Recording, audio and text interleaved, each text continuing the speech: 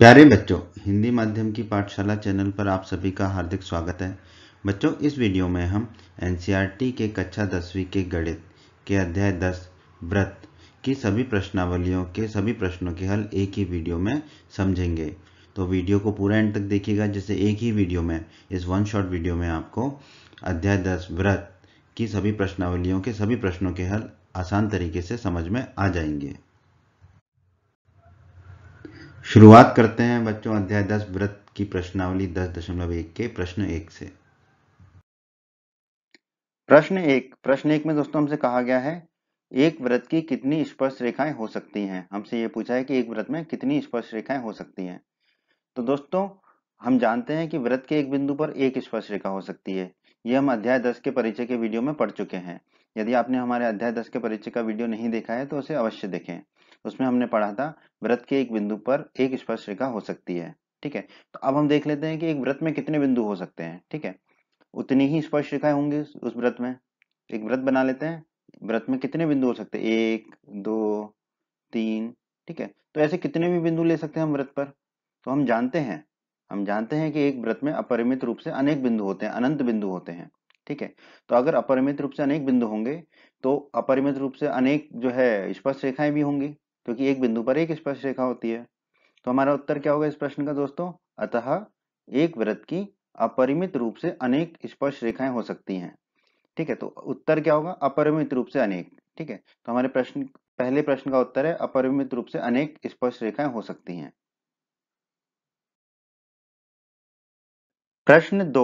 प्रश्न दो में दोस्तों हमसे कहा गया है रिक्त स्थानों की पूर्ति कीजिए। प्रश्न के 4 भाग हैं दोस्तों, 1, 2, 3, 4। चारों भागों में हमें रिक्त स्थान दे रखे हैं, तो हमें इन रिक्त स्थानों की पूर्ति करनी है। तो आइए प्रश्न के पहले भाग को हल कर लेते हैं।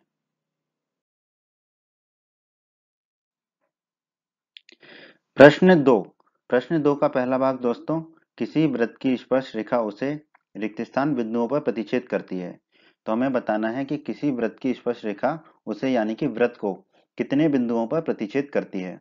दोस्तों प्रश्न 2 को हल करने के लिए आप हमारे अध्याय 10 के परिचय का वीडियो अवश्य देखें, उससे आपका प्रश्न 2 अपने आप हल हो जाएगा।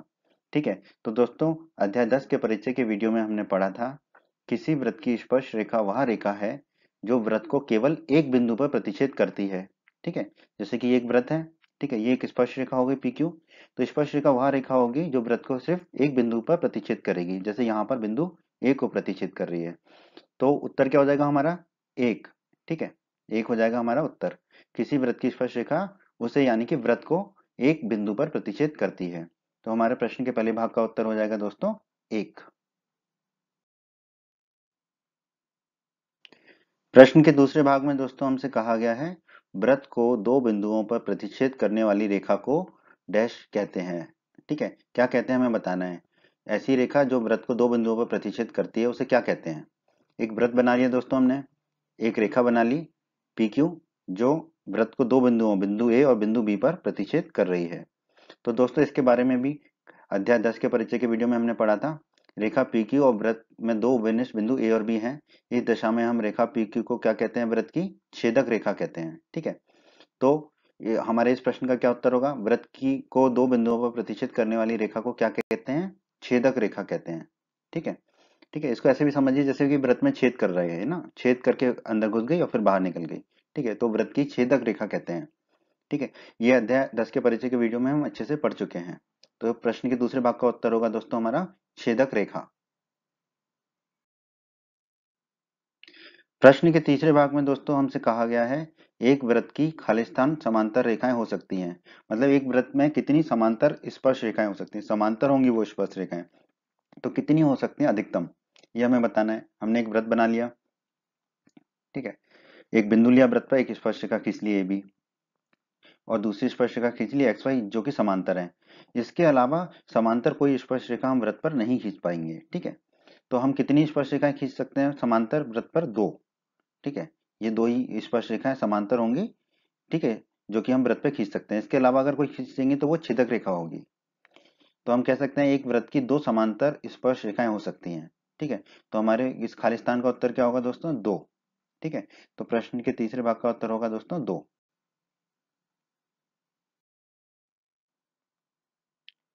प्रश्न के चौथे भाग में दोस्तों हमसे कहा गया है वृत्त तथा उसकी स्पर्श रेखा के उभयनिष्ठ बिंदु को खालिस्तान कहते हैं। मतलब क्या कहते हैं? वृत्त और जो स्पर्श रेखा का उभयनिष्ठ बिंदु होता है, कॉमन बिंदु होता है, उसे क्या कहते हैं?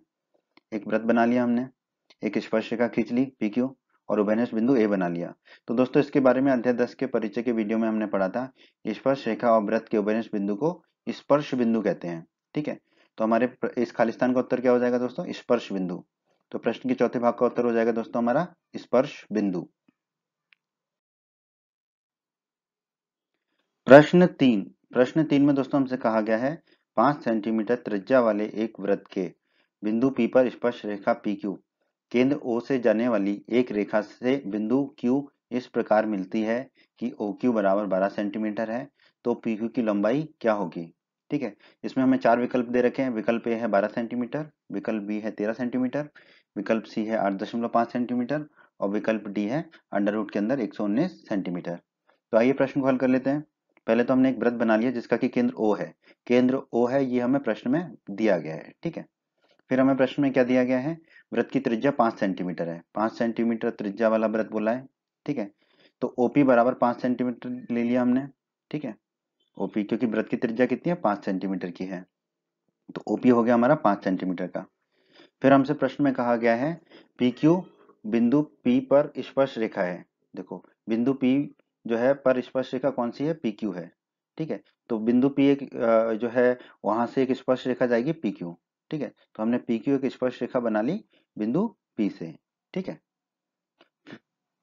तो और हमें दे रखा है कि OQ बराबर है 12 सेंटीमीटर, प्रश्न में दे रखा है। तो O और Q को जोड़ लें। ठीक है, तो जो भी लंबाई आएगी वो कितनी दे रखी है हमें? 12 सेंटीमीटर प्रश्न में दे रखी है। और हमें निकालना क्या है? PQ की लंबाई। हमें ये PQ की लंबाई निकालनी है। तो दोस्तों हमने प्रमेय 10.1 के वीडियो में सिद्ध किया था कि वृत्त के किसी बिंदु पर स्पर्श रेखा स्पर्श बिंदु से जाने वाली त्रिज्या पर लंब होती है।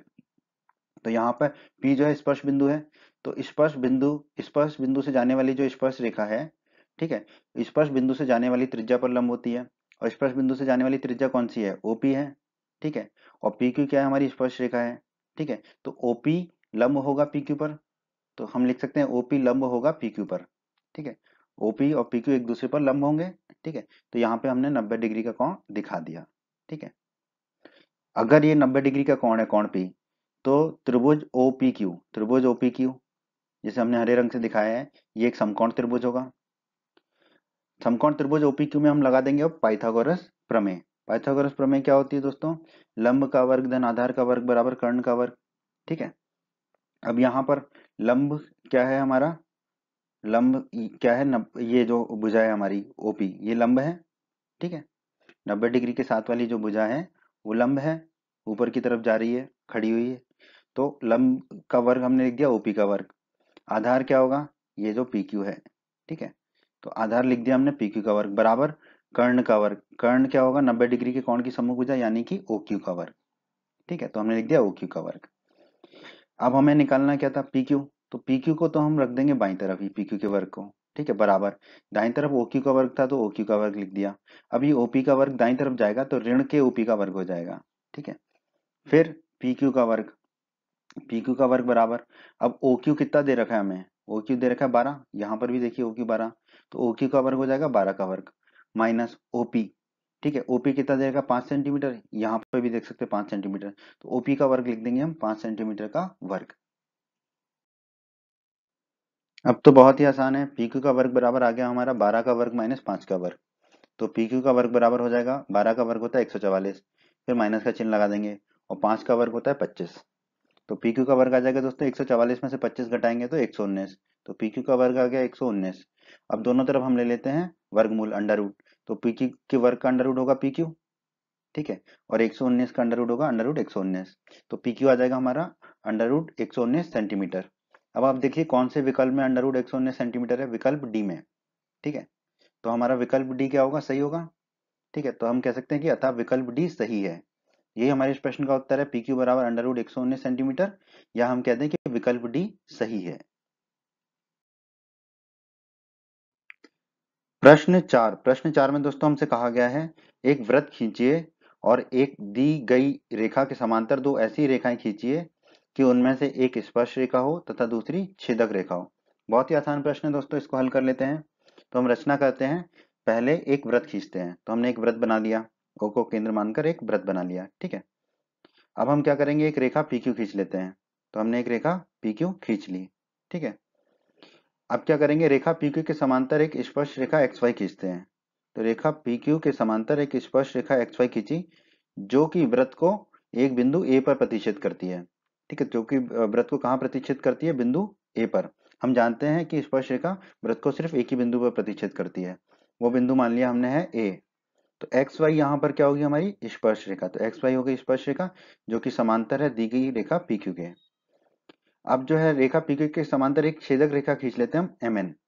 MN एक छेदक रेखा खींच ली। छेदक रेखा और वृत्त में क्या होता है, दो बिंदु बेनिष्ठ होते हैं, जो कि वृत्त के दो बेनिष्ठ बिंदुओं को कहाँ प्रतिच्छेद करी है, बिंदु C पर और बिंदु D पर, ठीक है।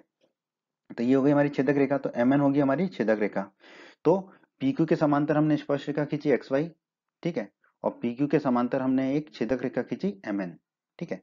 तो हम कह सकते हैं कि PQ के समांतर है XY और XY के समांतर है MN, यानी कि ये तीनों आपस में हैं समांतर रेखाएं, ठीक है। और यही हमें करना था, यही हमें खींचना था। तो यही हमारे इस प्रश्न का उत्तर भी है दोस्तों।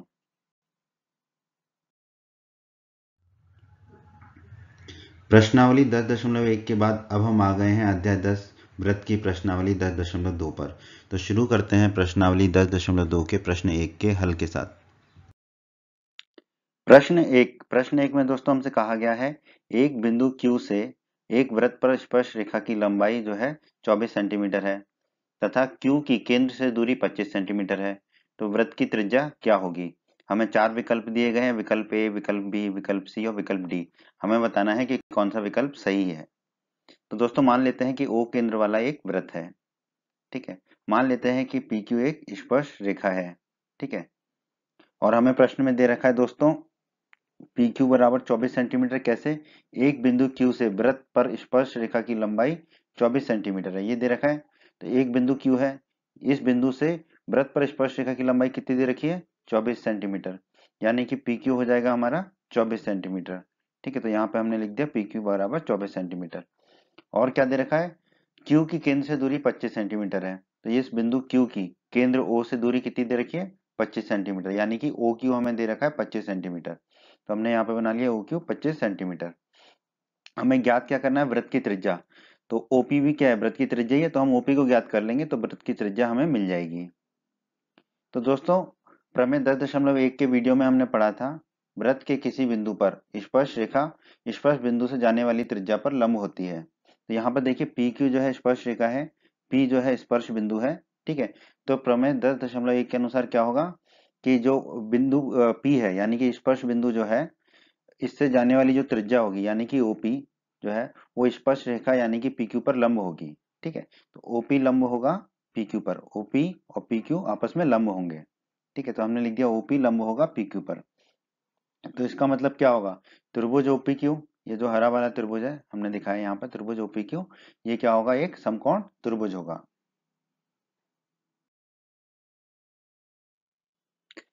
तो आगे बढ़ते हैं दोस्तों, अब तो बहुत ही आसान है। समकोण त्रिभुज OPQ में पाइथागोरस प्रमेय लगा देते हैं। ये जो हरा वाला त्रिभुज है समकोण त्रिभुज OPQ, इसमें पाइथागोरस प्रमेय लगा देते हैं।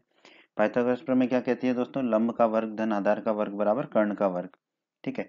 तो लंब यहाँ पर है OP, ठीक है, तो हमने लिख दिया OP का वर्ग, ठीक है, लंब OP है। आधार क्या है यहाँ पर, PQ, तो धन PQ का वर्ग बराबर कर्ण क्या है, 90 डिग्री के कोण की सम्मुख भुजा यानी कि OQ बराबर OQ का वर्ग।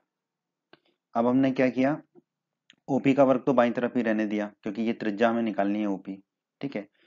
और ये जो PQ का वर्ग है उसको दाईं तरफ ले गए तो ये ऋण का PQ का वर्ग हो जाएगा। तो हमें मिलेगा OP का वर्ग बराबर दाईं तरफ OQ का वर्ग पहले से ही है और ये PQ का वर्ग आ गया दाईं तरफ, तो ऋण का PQ का वर्ग आ गया, ठीक है। तो OP का वर्ग बराबर कितना हो जाएगा, OQ का वर्ग, ठीक है। OQ कितना दे रखा है हमें, 25, ठीक है। तो OQ का वर्ग की जगह रख देंगे हम 25 का वर्ग, मतलब OQ की जगह रख देंगे 25, तो ये हो जाएगा 25 का वर्ग। फिर माइनस का चिन्ह लगा देंगे। PQ कितना है, 24, तो PQ की जगह रख देंगे 24, तो ये हो जाएगा 24 का वर्ग क्योंकि ये PQ का वर्ग है। अब OP का वर्ग बराबर 25 का वर्ग होता है दोस्तों 25 गुणा 25 यानी कि 625, फिर माइनस का चिन्ह लगा देंगे।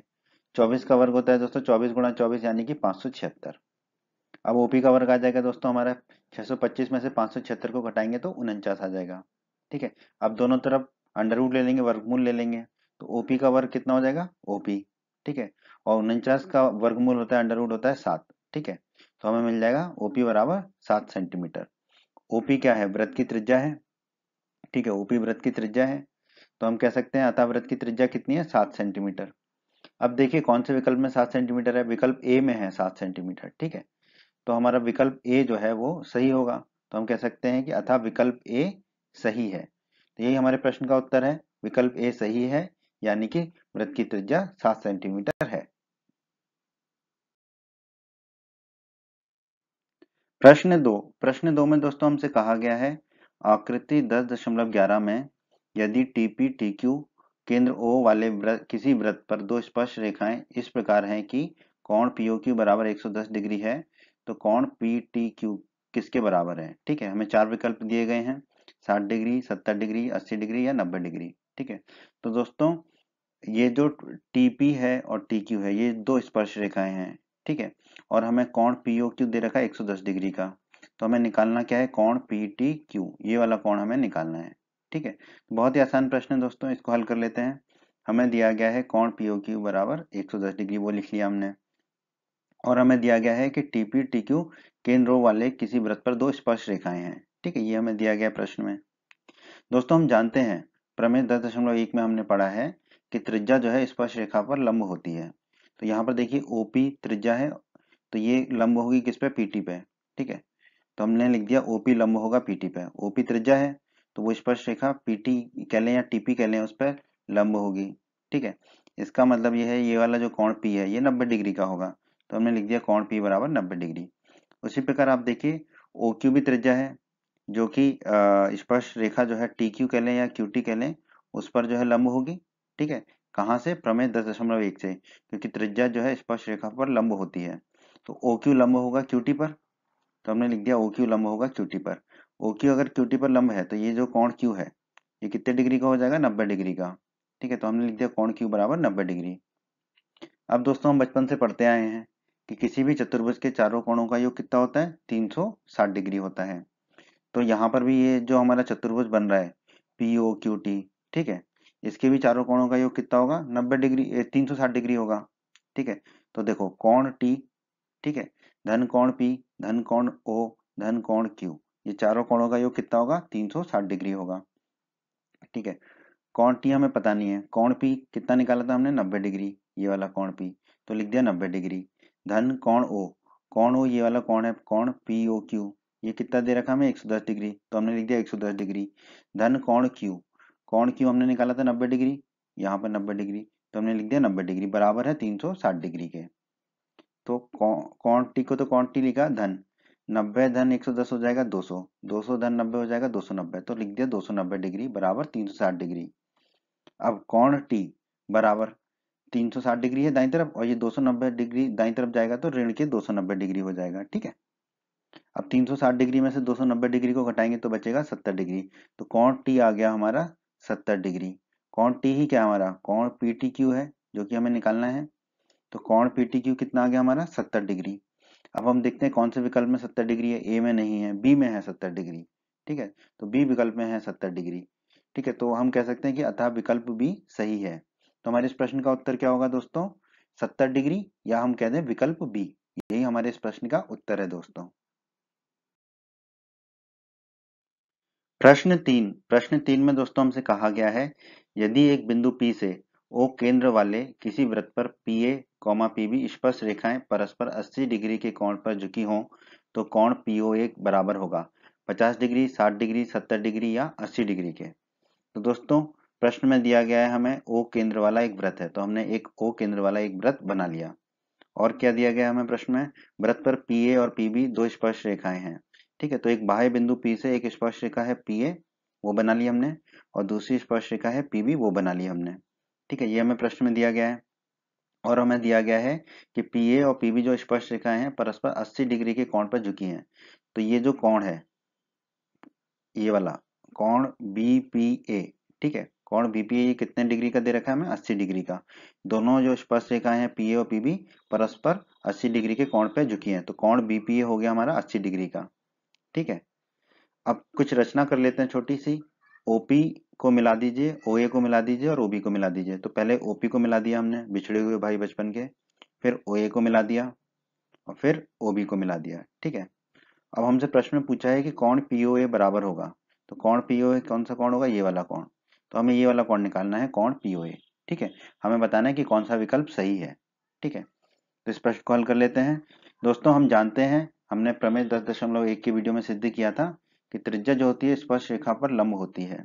तो यहाँ पर ध्यान दीजिए, ओ ए जो है वो एक त्रिज्या है, ठीक है, और पी ए एक स्पर्श रेखा है। तो ओ ए लंब होगी पी ए पर, तो हमने लिख दिया ओ ए लंब होगी पी ए पर।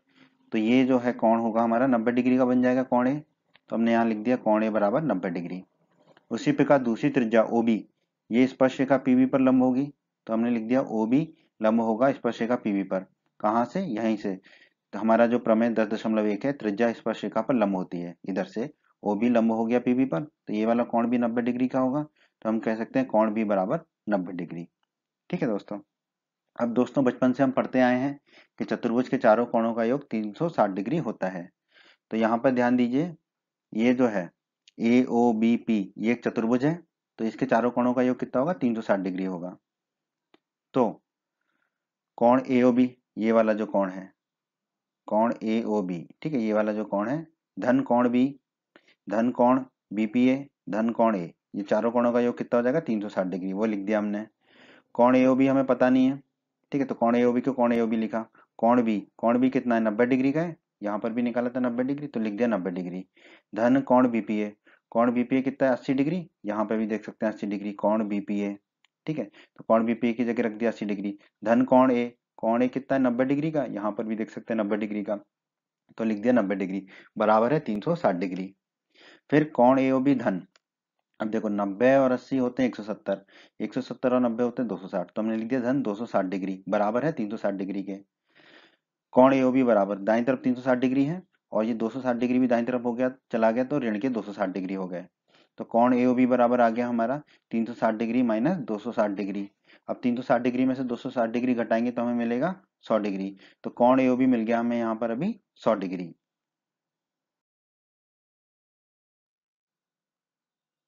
आगे बढ़ते हैं दोस्तों, समकोण त्रिभुज ओएपी, ठीक है, ये ऊपर वाला जो त्रिभुज है लाल रंग से दिखाया हमने, समकोण त्रिभुज ओएपी और समकोण त्रिभुज ओबीपी में, नीचे वाला जो त्रिभुज है नीले रंग से दिखाया है समकोण त्रिभुज ओबीपी में। ध्यान दीजिए, कोण ए बराबर कोण बी, कोण ए और कोण बी बराबर होंगे, क्यों, क्योंकि दोनों समकोण है, दोनों 90 डिग्री के कोण है। ठीक है, अभी हमने निकाला था, तो कोण ए बराबर कोण बी हो गया। और ओपी बराबर ओपी, ओपी बराबर ओपी तो होगा ही होगा क्योंकि ये उभयनिष्ठ भुजा है। ठीक है, फिर ओ ए बराबर ओ बी, ओ ए और ओ बी आपस में बराबर होंगे, क्यों, क्योंकि ये एक ही वृत्त की त्रिज्याएं हैं। ठीक है, अब ध्यान दीजिए आप दोस्तों, कोण ए बराबर कोण बी दोनों समकोण है, यानी कि राइट एंगल है, तो आर लिख दिया हमने। ठीक है, फिर 90 डिग्री के कोण की सम्मुख भुजा कोण ए की सम्मुख भुजा ओपी है, और 90 डिग्री का कोण कोण बी की भी सम्मुख भुजा भी ओपी है। तो ओपी क्या होगा हमारा, ओपी होगा कर्ण। ठीक है, कर्ण को अंग्रेजी में बोलते हैं हाइपोटेनियस। ठीक है, तो एच लिख दिया उसके लिए। और फिर एक अन्य भुजा कर्ण के अलावा ओ ए और ओ बी आपस में बराबर है। ठीक है, तो अन्य भुजा बराबर है, तो एस लिख दिया साइड के लिए। तो आर एच एस के नियम से ये दोनों त्रिभुज ओ ए पी और ओ बी पी क्या हो जाएंगे, सर्वांगसम हो जाएंगे। तो हमने लिख दिया त्रिभुज ए ओ पी सर्वांगसम होगा त्रिभुज बी ओ पी के। ठीक है, किस नियम से, आर एच एस के नियम से, आर एच एस के सर्वांग समता के नियम से। इसके बारे में आप कक्षा 9 में पढ़ चुके हैं। ठीक है, आप यदि चाहें तो हमारे कक्षा 9 के वृत्त के अध्याय 10 के वीडियो अवश्य देख सकते हैं। लेकिन अब बात आती है कि क्रम क्या होगा सर्वांग समता का। तो क्रम के लिए क्या होता है, आरएचएस के नियम में हम क्या करते हैं, जो कोण ए होता है, कोण 90 डिग्री का होता है, समकोण होता है, उसको पहले लिख दिया दोनों में। ठीक है, फिर जो हमारा कर्ण होता है उसको लिख देते हैं। तो कोण ए लिख दिया, कर्ण ओपी लिख दिया, तो ए ओपी।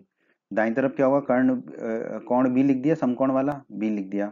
फिर हमने लिख दिया कर्ण ओपी। ठीक है, अब कर्ण में ध्यान देना होता है कि दोनों एक ही दिशा में हो, ओपी हो ओपी हो, पीओ, या तो दोनों में पीओ लिखेंगे या दोनों में ओपी लिखेंगे।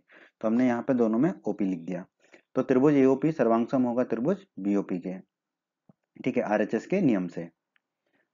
ठीक है, ये दोनों त्रिभुज सर्वांग हो गए।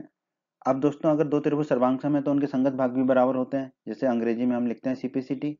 तो सीपीसीटी के नियम से यहाँ पर संगत कोण भी बराबर होंगे। तो कोण एओपी बराबर होगा कोण बीओपी के। ठीक है, इसी क्रम में है एओपी और बीओपी, तो यहाँ तो कोई दिक्कत ही नहीं है। तो कोण एओपी बराबर होगा कोण बीओपी से।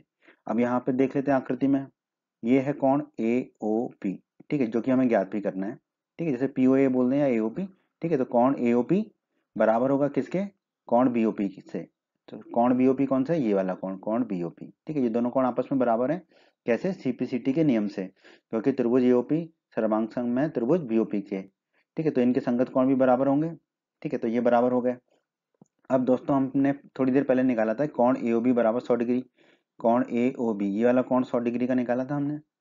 अब दोस्तों कोण एओबी को हम क्या लिख सकते हैं, कोण एओपी धन कोण बीओपी। कैसे, देखिए ये कोण एओपी है और इसमें ये वाला कोण जोड़ दें कोण बीओपी।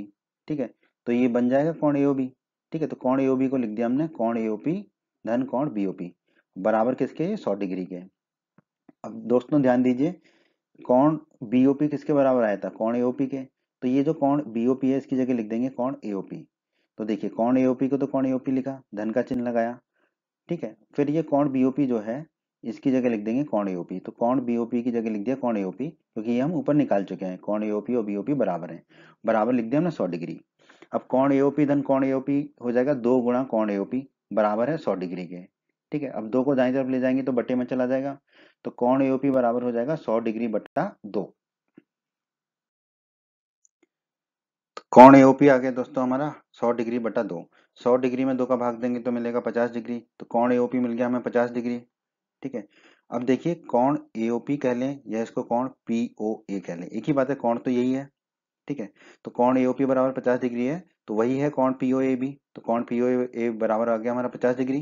ठीक है, तो ये वाला कोण हमारा कितना डिग्री का आ गया, 50 डिग्री का। और दोस्तों हमें प्रश्न में क्या निकालना था, कोण पीओए ही निकालना था। तो कोण पीओए हमारा कितना आ गया, 50 डिग्री। अब देखते हैं कौन से विकल्प में जो है 50 डिग्री मिल रहा है हमको, विकल्प ए में मिल रहा है। ठीक है, विकल्प ए में हमें 50 डिग्री मिल रहा है। तो अतः हम कह सकते हैं कि अतः विकल्प ए सही है। तो यही हमारे इस प्रश्न का उत्तर है दोस्तों, विकल्प ए, अर्थात कोण पीओए बराबर 50 डिग्री। प्रश्न 4 में दोस्तों हमसे कहा गया है, सिद्ध कीजिए कि किसी वृत्त के किसी व्यास के सिरों पर खींची गई स्पर्श रेखाएं समांतर होती हैं। बहुत ही आसान प्रश्न है दोस्तों।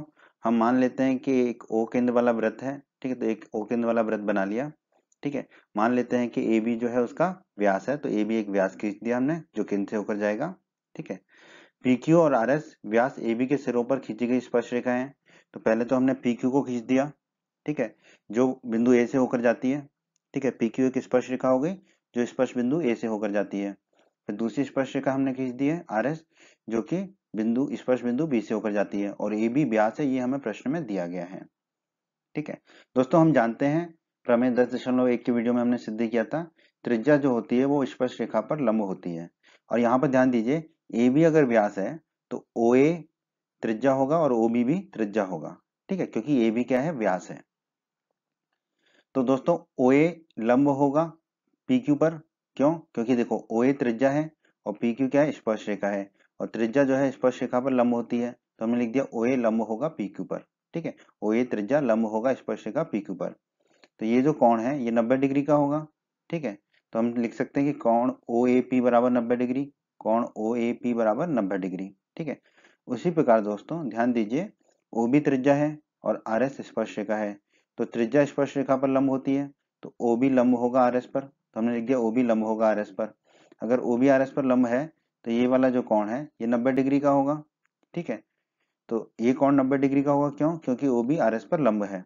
तो हम लिख सकते हैं कोण ओ बी एस बराबर 90 डिग्री, कोण ओ बी एस बराबर 90 डिग्री। ठीक है, अब ध्यान दीजिए, कोण ओ ए पी भी 90 डिग्री का है, कोण ओ बी एस भी 90 डिग्री का है, तो ये दोनों कोण आपस में बराबर होंगे। कोण ओ ए पी बराबर कोण ओ बी एस होगा, क्योंकि दोनों 90 डिग्री के कोण हैं।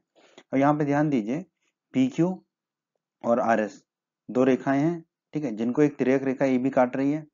ठीक है, तो कोण ये वाला जो कोण ओ ए पी है और कोण ओ बी एस, ठीक है, ये दोनों क्या होंगे, एकांतर कोण होंगे।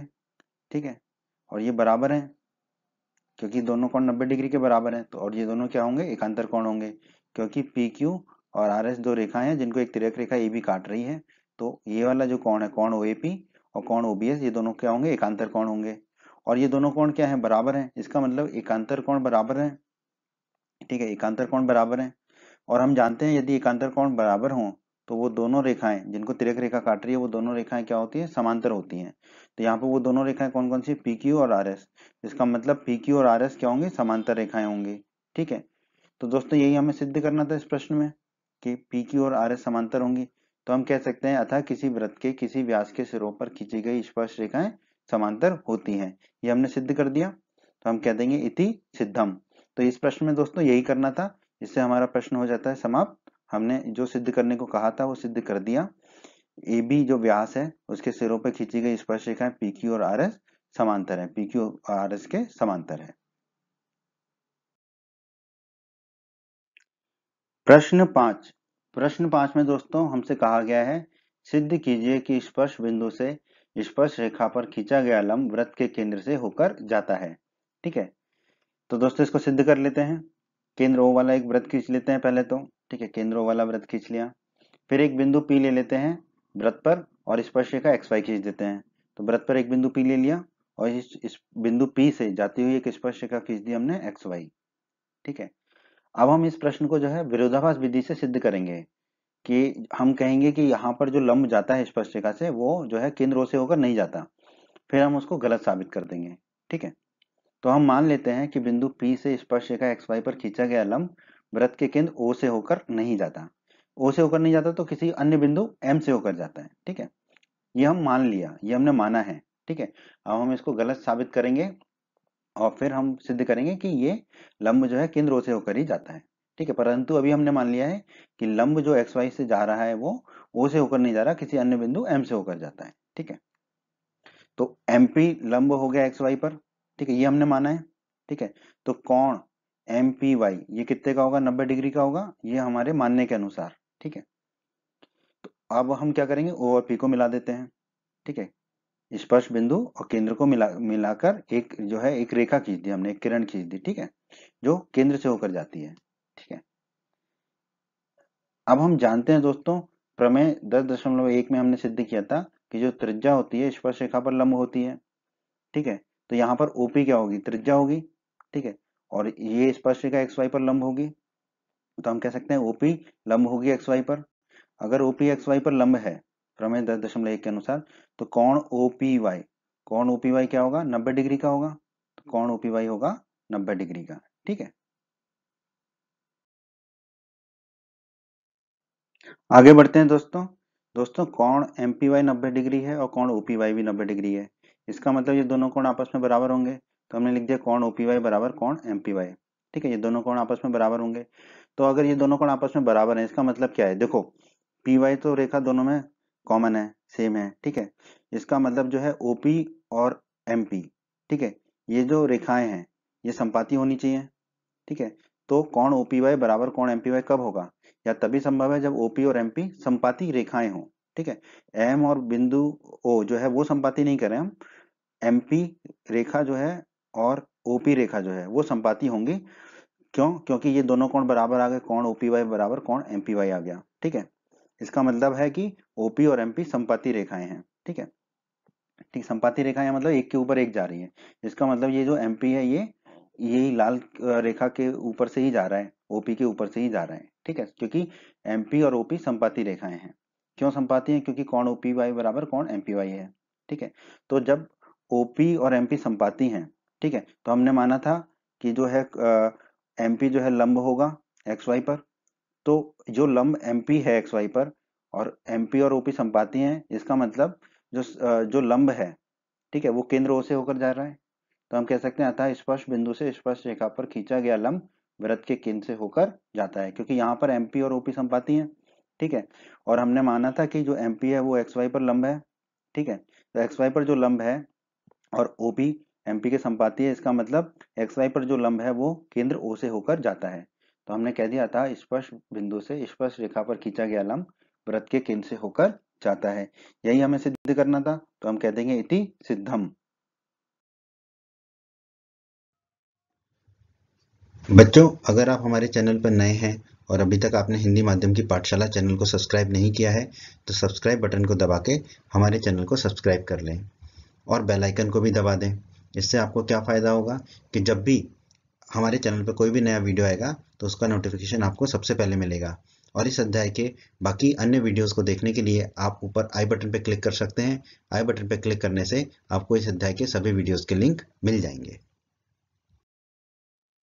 प्रश्न 6 में दोस्तों हमसे कहा गया है एक बिंदु ए से जो वृत्त के केंद्र से 5 सेंटीमीटर दूरी पर है, वृत्त पर स्पर्श रेखा की लंबाई 4 सेंटीमीटर है, तो वृत्त की त्रिज्या ज्ञात कीजिए। बहुत ही आसान प्रश्न है दोस्तों। मान लेते हैं कि ओ केंद्र वाला एक वृत्त है, बना लिया हमने। फिर हमें दिया गया प्रश्न में कि एक बिंदु ए है जो वृत्त के केंद्र से 5 सेंटीमीटर दूरी पर है, यानी कि ओ ए होगा 5 सेंटीमीटर। तो एक बिंदु ले लिया हमने ए जो वृत्त के केंद्र से कितनी दूरी पर है, 5 सेंटीमीटर की। ये हमें प्रश्न में दिया हुआ है। ठीक है, मान लेते हैं कि ए बी एक स्पर्श रेखा है, तो हमने एक स्पर्श रेखा बना दी ए बी। ठीक है, और कहा गया है वृत्त पर स्पर्श रेखा की लंबाई कितनी है, 4 सेंटीमीटर है। तो इस स्पर्श रेखा की लंबाई हमें कितनी दे रखी है, 4 सेंटीमीटर दे रखी है, यानी कि ए बी हमें दे रखा है 4 सेंटीमीटर। ठीक है, तो ये हमें प्रश्न में दे रखा है ए बी 4 सेंटीमीटर। हमें क्या ज्ञात करना है, हमें ज्ञात करना है वृत्त की त्रिज्या जो कि होगी ओ बी। तो बहुत ही आसान प्रश्न है दोस्तों। दोस्तों प्रमेय 10.1 में हमने सिद्ध किया था कि जो त्रिज्या होती है वो स्पर्श रेखा पर लंब होती है। कहाँ पर, स्पर्श बिंदु पर। ठीक है, तो बी स्पर्श बिंदु है, तो यहाँ पर जो त्रिज्या होगी ओ बी वो स्पर्श रेखा ए बी पर क्या होगी, लंब होगी। तो ओ बी लंब होगा ए बी पर। ठीक है, तो ओ बी ए बी पर लंब होगा। ठीक है, ओ बी ए बी पर लंब हो गया तो त्रिभुज ओ बी ए क्या हो जाएगा, एक समकोण त्रिभुज हो जाएगा। त्रिभुज ओ बी ए ये डांस करते हुआ आ गया। त्रिभुज ओ बी ए क्या हो गया हमारा, एक समकोण त्रिभुज हो गया। अब अगर त्रिभुज ओ बी ए समकोण त्रिभुज है तो यहाँ पर हम अपनी फेवरेट पाइथागोरस प्रमेय लगा लेंगे। तो समकोण त्रिभुज ओ बी ए में हम पाइथागोरस प्रमेय लगा देंगे। पाइथागोरस प्रमेय हमारी कहती है लंब का वर्ग धन आधार का वर्ग बराबर कर्ण का वर्ग। ठीक है, लंब है यहाँ पर ओ बी, तो लंब का वर्ग हो जाएगा ओ बी का वर्ग, धन आधार का वर्ग, आधार है हमारा ए बी, तो धन ए बी का वर्ग हो जाएगा बराबर कर्ण का वर्ग। कर्ण क्या होगा, 90 डिग्री के कोण की सम्मुख भुजा, यानी कि ओ ए। ठीक है, तो ये हो जाएगा बराबर कर्ण का वर्ग मतलब ओ ए का वर्ग। ठीक है, अब हमें निकालना तो ओ बी है। ठीक है, तो ओ बी के वर्ग को रखा बाईं तरफ, बराबर दाईं तरफ ओ ए का वर्ग पहले से ही है, और ये ए बी के वर्ग को भी हमने पहुंचा दिया दाईं तरफ, तो ये हो गया ऋण का ए बी का वर्ग। तो हमारा आ गया ओ बी का वर्ग बराबर ओ ए का वर्ग माइनस ए बी का वर्ग। अब ओ बी का वर्ग बराबर ओ ए कितना है दोस्तों, ओ ए है हमारा 5, यहाँ पर भी देख सकते हैं ओ ए है 5, तो ओ ए का वर्ग हो जाएगा 5 का वर्ग, फिर माइनस का चिन्ह लगा देंगे। ये है ए बी का वर्ग, ए बी कितना है दोस्तों 4, यहाँ पर भी देख सकते हैं ए बी 4 है, तो ए बी का वर्ग हो जाएगा 4 का वर्ग। अब तो बच्चों का खेल है दोस्तों। ओ बी का वर्ग बराबर आ गया 5 का वर्ग माइनस 4 का वर्ग। तो ओ बी का वर्ग कितना हो जाएगा, 5 का वर्ग होता है 5 गुणा 5 25, माइनस का चिन्ह लगा दिया। 4 का वर्ग होता है 4 गुणा 4 16, तो ओ बी का वर्ग कितना आ जाएगा 25 माइनस 16, 25 में से 16 घटाएंगे तो बचेगा 9, तो ओ बी का वर्ग आ गया 9। अब दोनों तरफ ले लेंगे अंडर रूट, ठीक है, या वर्गमूल, तो ओ बी के वर्ग का अंडर रूट तो हो जाएगा ओ बी बराबर लिख दिया हमने अंडर रूट 9। अंडर रूट 9 होता है दोस्तों 3, तो ओ बी आ गया हमारा 3 सेंटीमीटर। ठीक है, तो ओ बी की लंबाई कितनी आ गई दोस्तों 3 सेंटीमीटर, और ओ बी क्या है, हमारी त्रिज्या है। ठीक है, तो वृत्त की त्रिज्या हमने ज्ञात कर ली, कितनी आ गई, वृत्त की त्रिज्या ओ बी बराबर 3 सेंटीमीटर। तो हम कह सकते हैं अतः वृत्त की त्रिज्या 3 सेंटीमीटर है।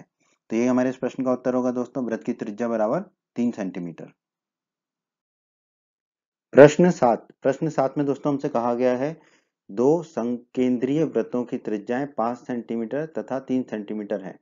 बड़े वृत्त की उस जीवा की लंबाई ज्ञात कीजिए जो छोटे वृत्त को स्पर्श करती है। ठीक है, तो बहुत ही आसान प्रश्न है दोस्तों, आसानी से हल कर लेंगे हम इसको। तो पहले तो आप समझिए कि संकेंद्रीय वृत्त किसे कहते हैं। संकेंद्रीय वृत्त वो वृत्त होते हैं जिनका की केंद्र कॉमन हो। ठीक है, उभयनिष्ठ हो, एक ही केंद्र वाले वृत्त। ठीक है, जिनका की केंद्र जो है वो कॉमन हो।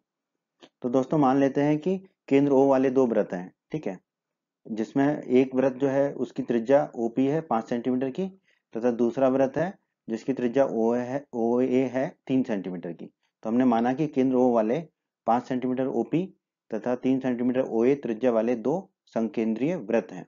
तो पहले तो हमने एक वृत्त बना लिया, बड़ा वृत्त। ठीक है, जिसका केंद्र ओ है। ठीक है, इसकी त्रिज्या कितनी है ओपी 5 सेंटीमीटर, वो बना ली। ठीक है, दूसरा संकेंद्रीय वृत्त की त्रिज्या कितनी है 3 सेंटीमीटर। ठीक है, तो दूसरा वृत्त बना लिया हमने संकेंद्रीय वृत्त है, मतलब इसका केंद्र ओ ही रहेगा। इसकी त्रिज्या ओ ए कितनी है, 3 सेंटीमीटर। ठीक है, तो ये बना लिया हमने। अब मान लेते हैं कि पी क्यू जो है वो बड़े वृत्त की जीवा है जो छोटे वृत्त को बिंदु ए पर स्पर्श करती है। तो एक हमने जीवा खींच दी पी क्यू, ठीक है, बड़े वृत्त की जीवा। ठीक है, तो ये बड़े वृत्त की जीवा है जो छोटे वृत्त को बिंदु ए पर स्पर्श करती है। ठीक है, इसका मतलब क्या था, पी क्यू जो है छोटे वृत्त की स्पर्श रेखा होगी। पी क्यू जो है छोटे वृत्त की स्पर्श रेखा होगी। ठीक है, क्योंकि वो छोटे वृत्त को स्पर्श करते हुए निकल रही है पी क्यू।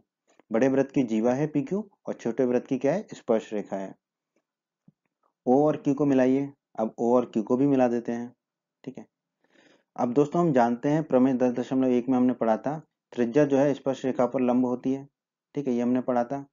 ठीक है, अब यहाँ पर देखिए ओ ए छोटे वृत्त की त्रिज्या है और पी क्यू छोटे वृत्त की स्पर्श रेखा है। इसका मतलब ओ ए जो है वो लंब होगी पी क्यू पर।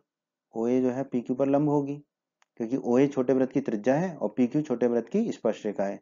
तो ओ ए लंब होगा पी क्यू पर, हमने लिख दिया ओ ए लंब होगा पी क्यू पर। ठीक है, तो ये जो कोण है ये 90 डिग्री का कोण हो जाएगा। अब हम आ जाते हैं त्रिभुज ओ ए पी क्या होगा, एक समकोण त्रिभुज होगा। त्रिभुज ओ ए पी ये एक समकोण त्रिभुज होगा। ठीक है, इसको हमने दिखा दिया। अब अगर ये समकोण त्रिभुज है तो इसमें हम अपनी फेवरेट पाइथागोरस प्रमेय लगा देंगे। तो समकोण त्रिभुज ओ ए पी में पाइथागोरस प्रमेय से। ठीक है, पाइथागोरस प्रमेय क्या होती है दोस्तों, लंब का वर्ग धन आधार का वर्ग बराबर कर्ण का वर्ग, ये हम जानते हैं। अब यहाँ पर लंब क्या है दोस्तों, ओ ए है लंब, तो लंब का वर्ग हो जाएगा ओ ए का वर्ग धन आधार क्या है दोस्तों, यहाँ पर आधार पी ए है, तो आधार का वर्ग हो जाएगा पी ए का वर्ग बराबर कर्ण क्या है, 90 डिग्री के कोण की सम्मुख भुजा यानी कि ओपी। ठीक है, तो कर्ण के वर्ग की जगह लिख देंगे हम ओपी का वर्ग।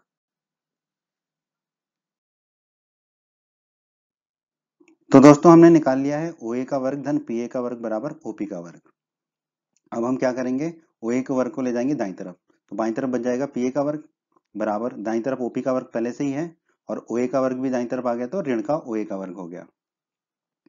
अब दोस्तों पी ए का वर्ग बराबर ओपी का वर्ग, ओपी कितना है दोस्तों, यहाँ पर हमारा 5 है, तो ओपी 5 रख देंगे तो ओपी का वर्ग हो जाएगा 5 का वर्ग, फिर माइनस का चिन्ह लगा देंगे।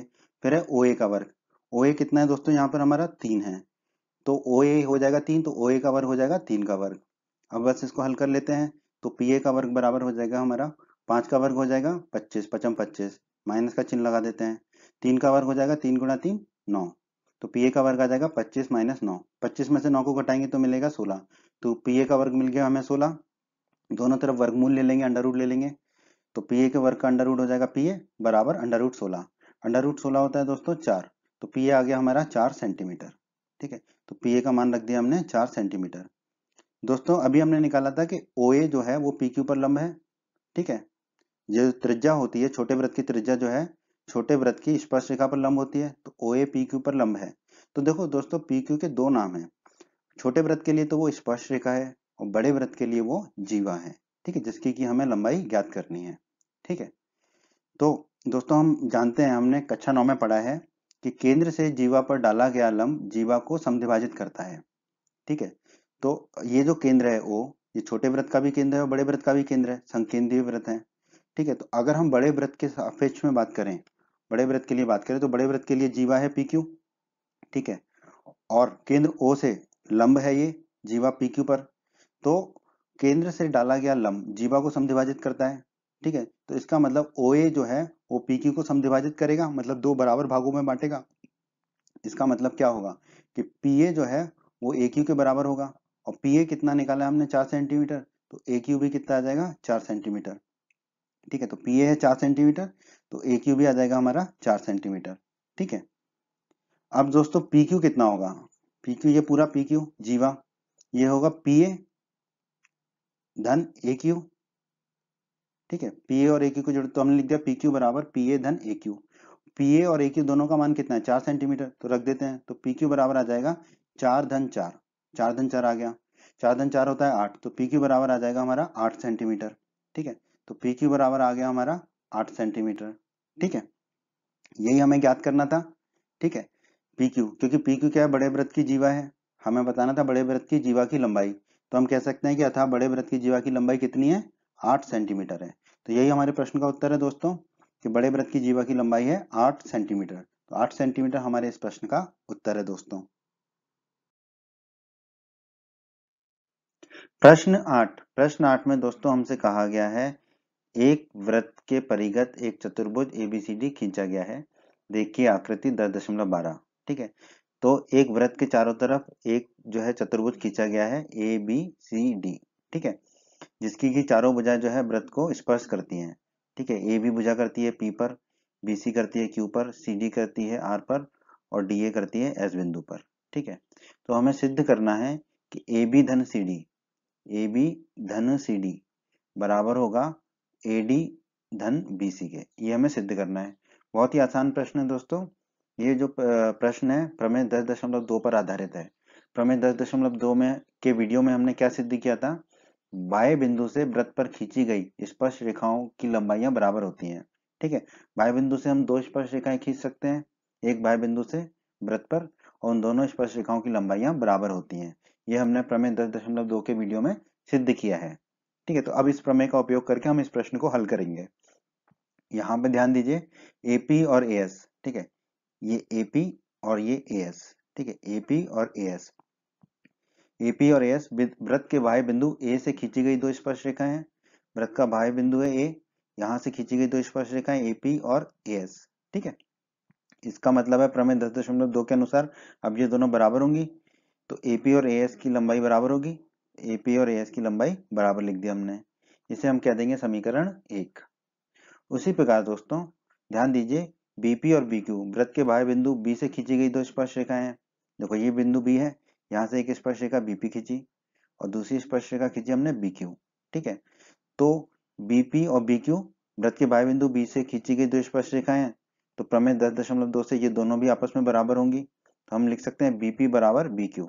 ठीक है, BP और BQ आपस में बराबर होंगी। इसे हम कह देंगे दोस्तों समीकरण 2।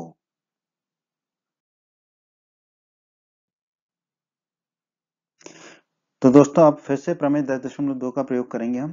ठीक है, समीकरण 1 और समीकरण 2 को हमने यहाँ फिर से लिख दिया। CR और CQ वृत्त के बाह्य बिंदु C से खींची गई दो स्पर्श रेखाएं हैं। बिंदु C वृत्त के बाहर स्थित है, यहाँ से हमने दो स्पर्श रेखाएं खींची वृत्त पर CR और CQ।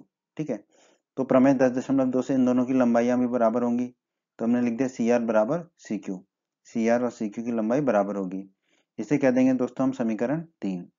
इसी प्रकार दोस्तों DR और DS वृत्त के बाह्य बिंदु D से खींची गई दो स्पर्श रेखाएं हैं। D बिंदु जो है वृत्त के बाहर है, यहाँ से हमने दो स्पर्श रेखाएं खींची DR और DS। ठीक है, तो ये दोनों भी बराबर होंगी लंबाई में प्रमेय 10.2 से, तो हमने लिख दिया DR बराबर DS। ठीक है, DR और DS की लंबाई बराबर होगी। इसे कह देंगे दोस्तों हम समीकरण 4।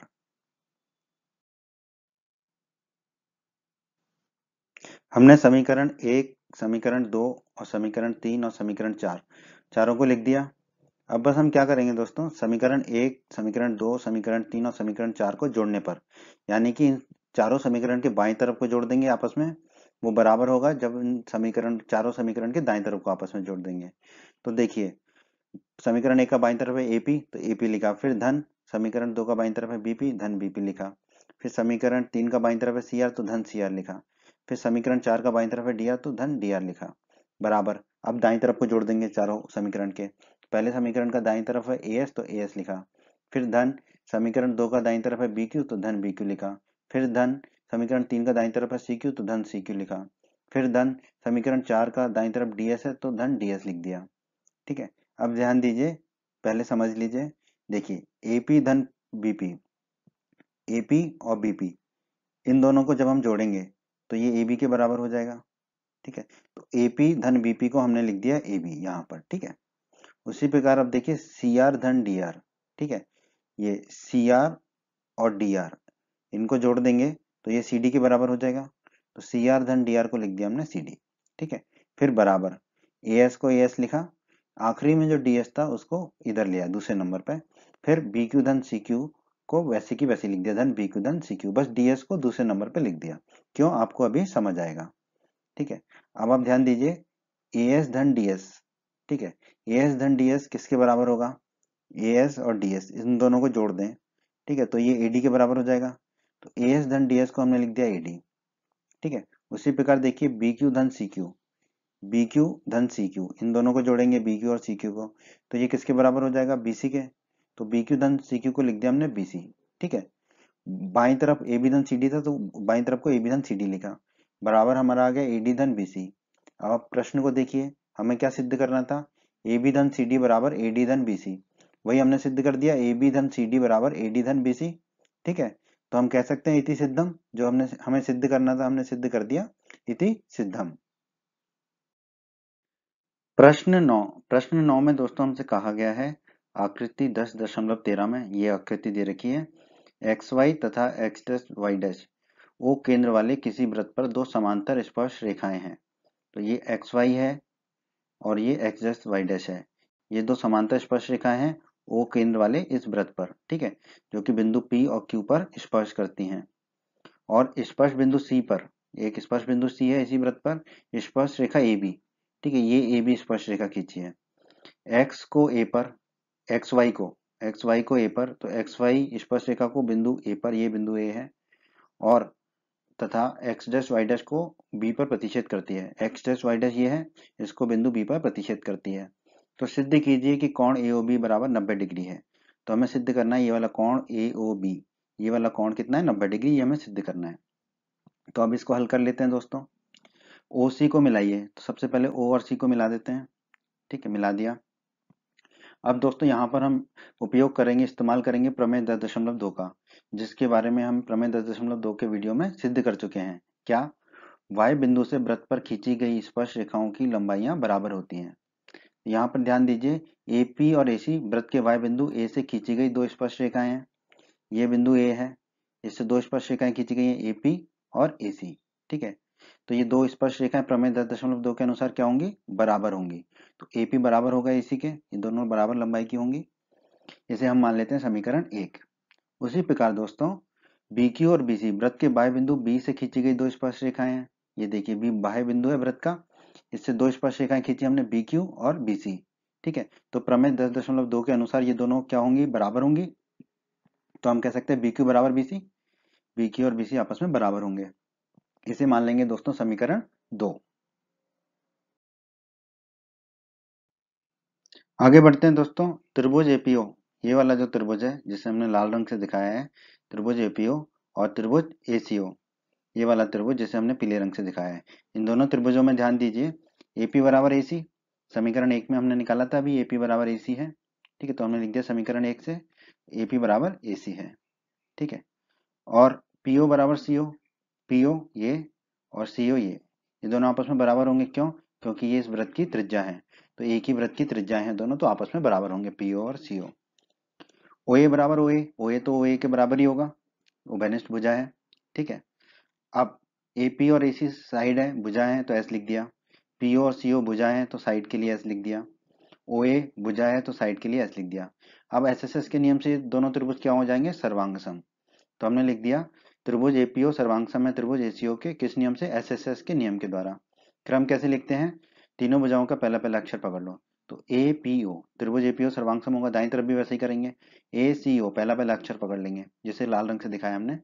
तो त्रिभुज एपीओ सर्वांग सम होगा त्रिभुज एसीओ के, ठीक है, ये दोनों त्रिभुज सर्वांग सम हो जाएंगे आपस में। अब हम जानते हैं कि यदि दो त्रिभुज सर्वांग सम हो तो उनके संगत भाग बराबर होते हैं, जिसे हम अंग्रेजी में सीपीसीटी कहते हैं, ठीक है। तो संगत कोण भी बराबर होंगे।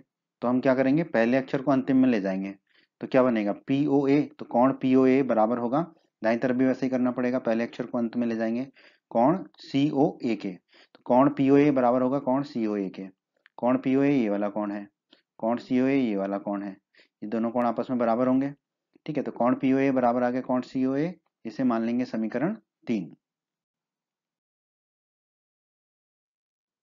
आगे बढ़ते हैं दोस्तों, अब बात कर लेते हैं त्रिभुज बी क्यू ओ, ठीक है, ये वाला है त्रिभुज बी क्यू ओ जिसे लाल रंग से दिखाया है, और त्रिभुज बी सी ओ, ठीक है, ये ऊपर वाला त्रिभुज है बी सी ओ जिसे हमने दिखाया है पीले रंग से, ठीक है। इन दोनों त्रिभुजों में ध्यान दीजिए दोस्तों, बी क्यू बराबर बी सी, बी क्यू बराबर बी सी समीकरण 2 से निकाला था हमने, तो हमने लिख दिया बी क्यू बराबर बी सी समीकरण 2 से। तो बी क्यू और बी सी आपस में बराबर है, ठीक है।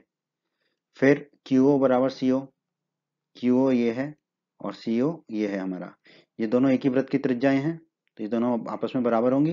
तो क्यू ओ बराबर सी ओ होगा, कारण लिख दिया एक ही वृत्त की त्रिज्याएं। फिर ओ बी तो ओ बी के बराबर ही होगा, ओ बी ये है, ओ बी के बराबर ही होगा, उभयनिष्ठ भुजा है।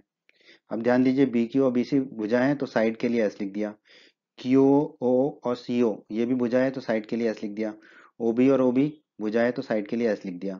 अब एस एस एस नियम से ये दोनों त्रिभुज क्या हो जाएंगे, सर्वांग सम। तो हमने लिख दिया। क्रम क्या होगा, भुजाओं का पहला पहला अक्षर पकड़ लेते हैं। तो बी क्यू ओ लाल रंग से दिखाया है तो त्रिभुज बी क्यू ओ सर्वांग सम होगा।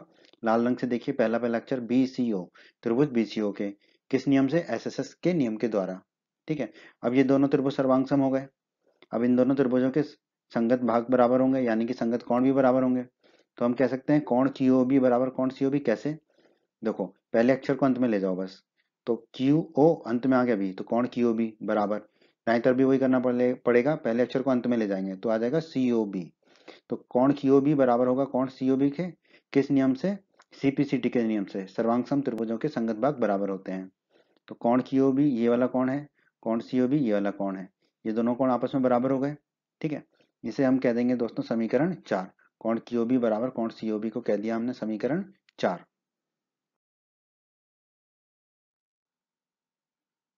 समीकरण 3 और समीकरण 4 को हमने लिख लिया दोस्तों।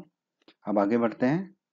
एक्स वाई तथा X dash Y dash O केंद्र वाले किसी वृत्त पर दो समांतर रेखाएं, ये प्रश्न में दिया हुआ है। देखिए एक्स वाई तथा X dash Y dash O केंद्र वाले किसी वृत्त पर दो समांतर स्पर्श रेखाएं हैं। तो इसका मतलब है कि एक्स वाई और एक्स डैश वाई डैश जो है वो समांतर रेखाएं हैं। ठीक है, और देखिए पीओ और ओ क्यू क्या है, त्रिज्याएं हैं। तो पी क्यू क्या होगा, वृत्त का व्यास होगा, पीओ त्रिज्या है और ओ क्यू भी त्रिज्या है। ठीक है, और एक्स वाई और एक्स डैश वाई डैश जो है समांतर है। इसका मतलब पी क्यू क्या होगा, वृत्त का व्यास होगा। इसका मतलब पीओ क्यू क्या होगा, एक सरल रेखा होगी। ठीक है, तो हम लिख सकते हैं कि पीओ की जो है वो एक सरल रेखा होगी। ठीक है, पीओ की जो है एक सरल रेखा होगी। ठीक है, तो अगर एक पीओ की एक सरल रेखा होगी तो इसके एक तरफ के सभी कोणों का योग कितना होना चाहिए, 180 डिग्री होना चाहिए। ठीक है, तो हम लिख सकते हैं कि कोण पीओए ये वाला कोण, कोण पीओए धन कोण सीओए ये वाला कोण, कोण सीओए धन कोण सीओबी ये वाला कोण सीओबी। ठीक है, धन कोण क्यूओबी ये वाला कोण, इन चारों कोणों का योग हमने लिख दिया 180 डिग्री के बराबर। कोण पीओए ये वाला, धन कोण सीओए ये वाला, धन कोण सीओबी लाल वाला, धन कोण क्यूओबी नीला वाला, बराबर होगा 180 डिग्री के। ठीक है, अब ध्यान दीजिए दोस्तों समीकरण 3 में है कोण पीओए बराबर कोण सीओए। ठीक है, ये दोनों कोण आपस में बराबर आए थे समीकरण 3 में। तो कोण पीओए को हम लिख सकते हैं कोण सीओए। तो कोण पीओए को लिख दिया हमने कोण सीओए, धन कोण सीओए को धन कोण सीओए लिखा, धन कोण सीओबी को धन कोण सीओबी लिखा। समीकरण 4 में देखिए कोण क्यूओबी किसके बराबर है, कोण सीओबी के। कोण क्यूओबी और कोण सीओबी बराबर आए थे, तो समीकरण 4 से कोण क्यूओबी को हम लिख सकते हैं कोण सीओबी। तो हमने कोण क्यूओबी को लिख दिया कोण सीओबी बराबर 180 डिग्री। अब देखिए कोण सीओए धन कोण सीओए कितना हो जाएगा, 2 गुणा कोण सीओए, फिर धन का चिन्ह लगा दिया, फिर कोण सीओबी धन कोण सीओबी हो जाएगा 2 गुणा कोण सीओबी बराबर 180 डिग्री। दोनों में 2 कॉमन आ जाएगा, तो 2 कॉमन लिया तो कोष्टक के अंदर क्या मिलेगा हमें, कोण सीओए धन कोण सीओबी बराबर 180 डिग्री है। अब तो बहुत ही आसान है दोस्तों। अब यहाँ देखिए 2 गुणा कोण सीओए धन कोण सीओबी बराबर 180 डिग्री आ गया। तो ये है हमारा कोण सीओए। ठीक है, और ये है कोण सीओबी, कोण सीओए और ये है कोण सीओबी। ठीक है, इन दोनों को जोड़ देंगे कोण को तो हमें क्या मिलेगा, कोण एओबी मिलेगा, कोण एओबी। तो कोण सीओए धन कोण सीओबी को लिख दिया हमने कोण एओबी। तो हमारा आ गया 2 गुणा कोण एओबी बराबर 180 डिग्री।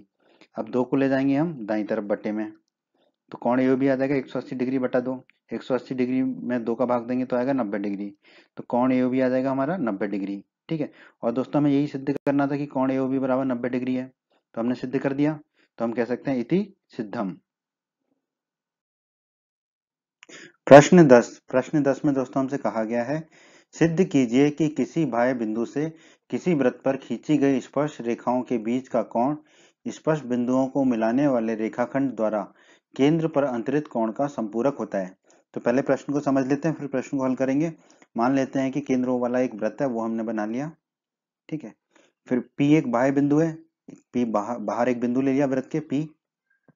ठीक है, पी और पीबी जो है बाह्य बिंदु P से खींची गई दो स्पर्श रेखाएं हैं। तो पी ए स्पर्श रेखा खींच ली हमने जो वृत्त को ए बिंदु पर प्रतिच्छेद करती है, और दूसरी स्पर्श रेखा खींच ली पीबी जो वृत्त को बिंदु बी पर स्पर्श करती है।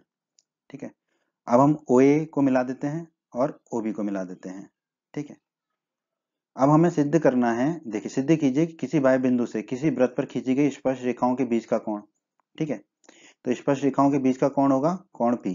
ठीक है, ये वाला कोण पी, बीच का कोण। स्पर्श बिंदुओं को मिलाने वाले रेखाखंड द्वारा केंद्र पर अंतरित कोण। स्पर्श रेखाओं को मिलाने वाले रेखाखंड पी ए और पी बी, मिलाने वाले रेखाखंड द्वारा केंद्र पर अंतरित कोण। तो इन दोनों रेखाखंड द्वारा केंद्र पर अंतरित कोण कौन सा है? ये है कोण ओ। ठीक है, तो हमें सिद्ध करना है कि कोण पी धन कोण ओ बराबर 180 डिग्री होगा, क्योंकि हमें सिद्ध करना है ये दोनों कोण क्या होंगे? संपूरक होता है। देखिए फिर से समझिए, सिद्ध कीजिए किसी बाह्य बिंदु से वृत्त पर खींची गई स्पर्श रेखाओं के बीच का कोण, यानी कि कोण पी का कोण। स्पर्श बिंदुओं को मिलाने वाले रेखाखंड द्वारा केंद्र पर अंतरित कोण। स्पर्श बिंदुओं को मिलाने वाले रेखाखंड द्वारा केंद्र पर अंतरित कोण कौन सा है? कोण ओ।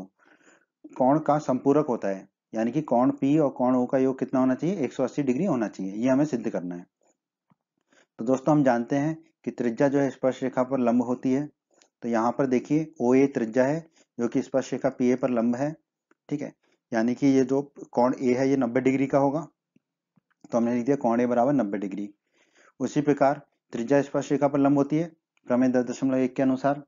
तो ओ बी क्या है? त्रिज्या है, ये स्पर्श रेखा पीबी पर लंब होगा। तो हमने लिख दिया ओ बी लंब होगा पीबी पर, यानी कि कोण बी जो है वो कितना आ जाएगा? 90 डिग्री। तो हमने लिख दिया कोण बी बराबर 90 डिग्री। अब दोस्तों हम जानते हैं चतुर्भुज के चारों कोणों का योग 360 डिग्री होता है। और यहाँ पर देखिए ये चतुर्भुज ही है हमारा। ठीक है, ओ ए पी बी कह लें। ठीक है, ये चतुर्भुज ही है हमारा। ठीक है, तो चतुर्भुज के चारों कोणों का योग कितना होगा? 360 डिग्री, यानी कि देखिए कोण पी, ठीक है लिख दिया हमने, धन कोण बी ये वाला, धन कोण ओ ये वाला कोण, धन कोण ए ये वाला कोण। इन चारों कोणों का योग कितना होगा? 360 डिग्री। ठीक है, आगे बढ़ते हैं दोस्तों। अब कोण पी को हमने कोण पी लिखा, धन कोण बी कितना है दोस्तों? 90 डिग्री का। तो कोण बी की जगह लिख दिया 90 डिग्री।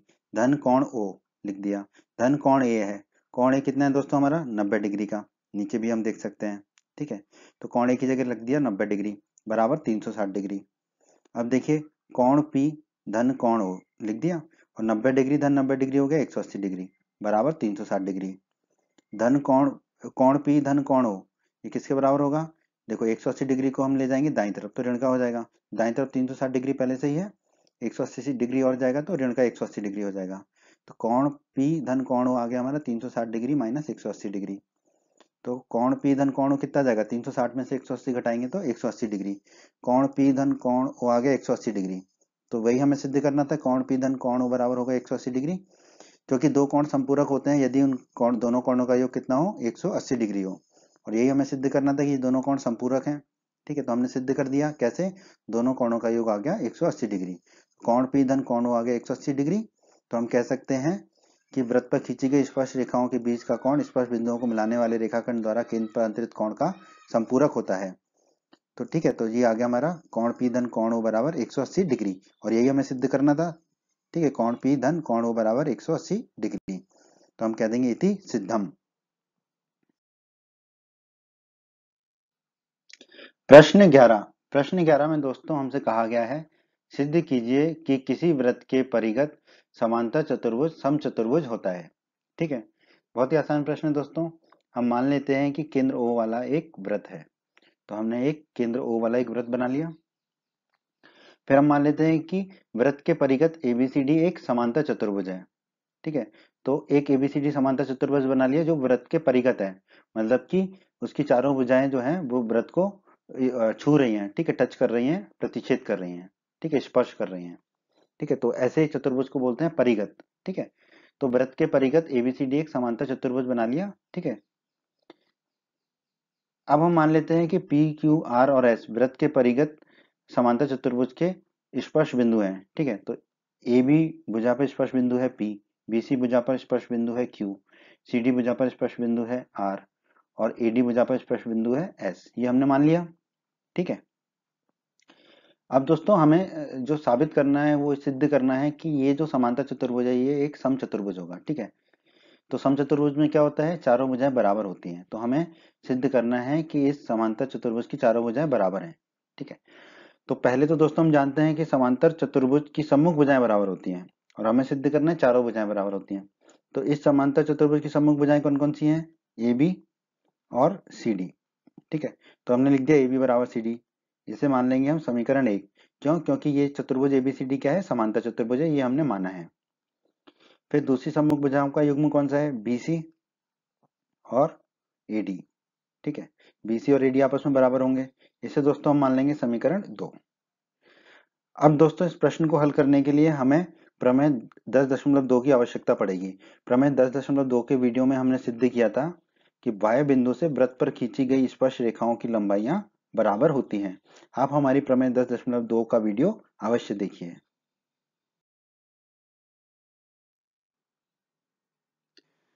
आगे बढ़ते हैं दोस्तों, प्रमेय 10.2 का उपयोग करते हैं।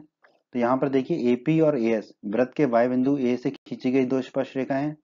वृत्त के बाहर एक बिंदु ए है, इससे दो स्पर्श रेखाएं खींची हैं एपी और एएस। ठीक है, तो प्रमेय 10.2 के अनुसार ये दोनों स्पर्श रेखाओं की लंबाइयां बराबर होंगी। तो हम कह सकते हैं एपी बराबर एएस होगा, एपी और एएस की लंबाई बराबर होगी। ठीक है, इसे दोस्तों हम कह देंगे समीकरण 3।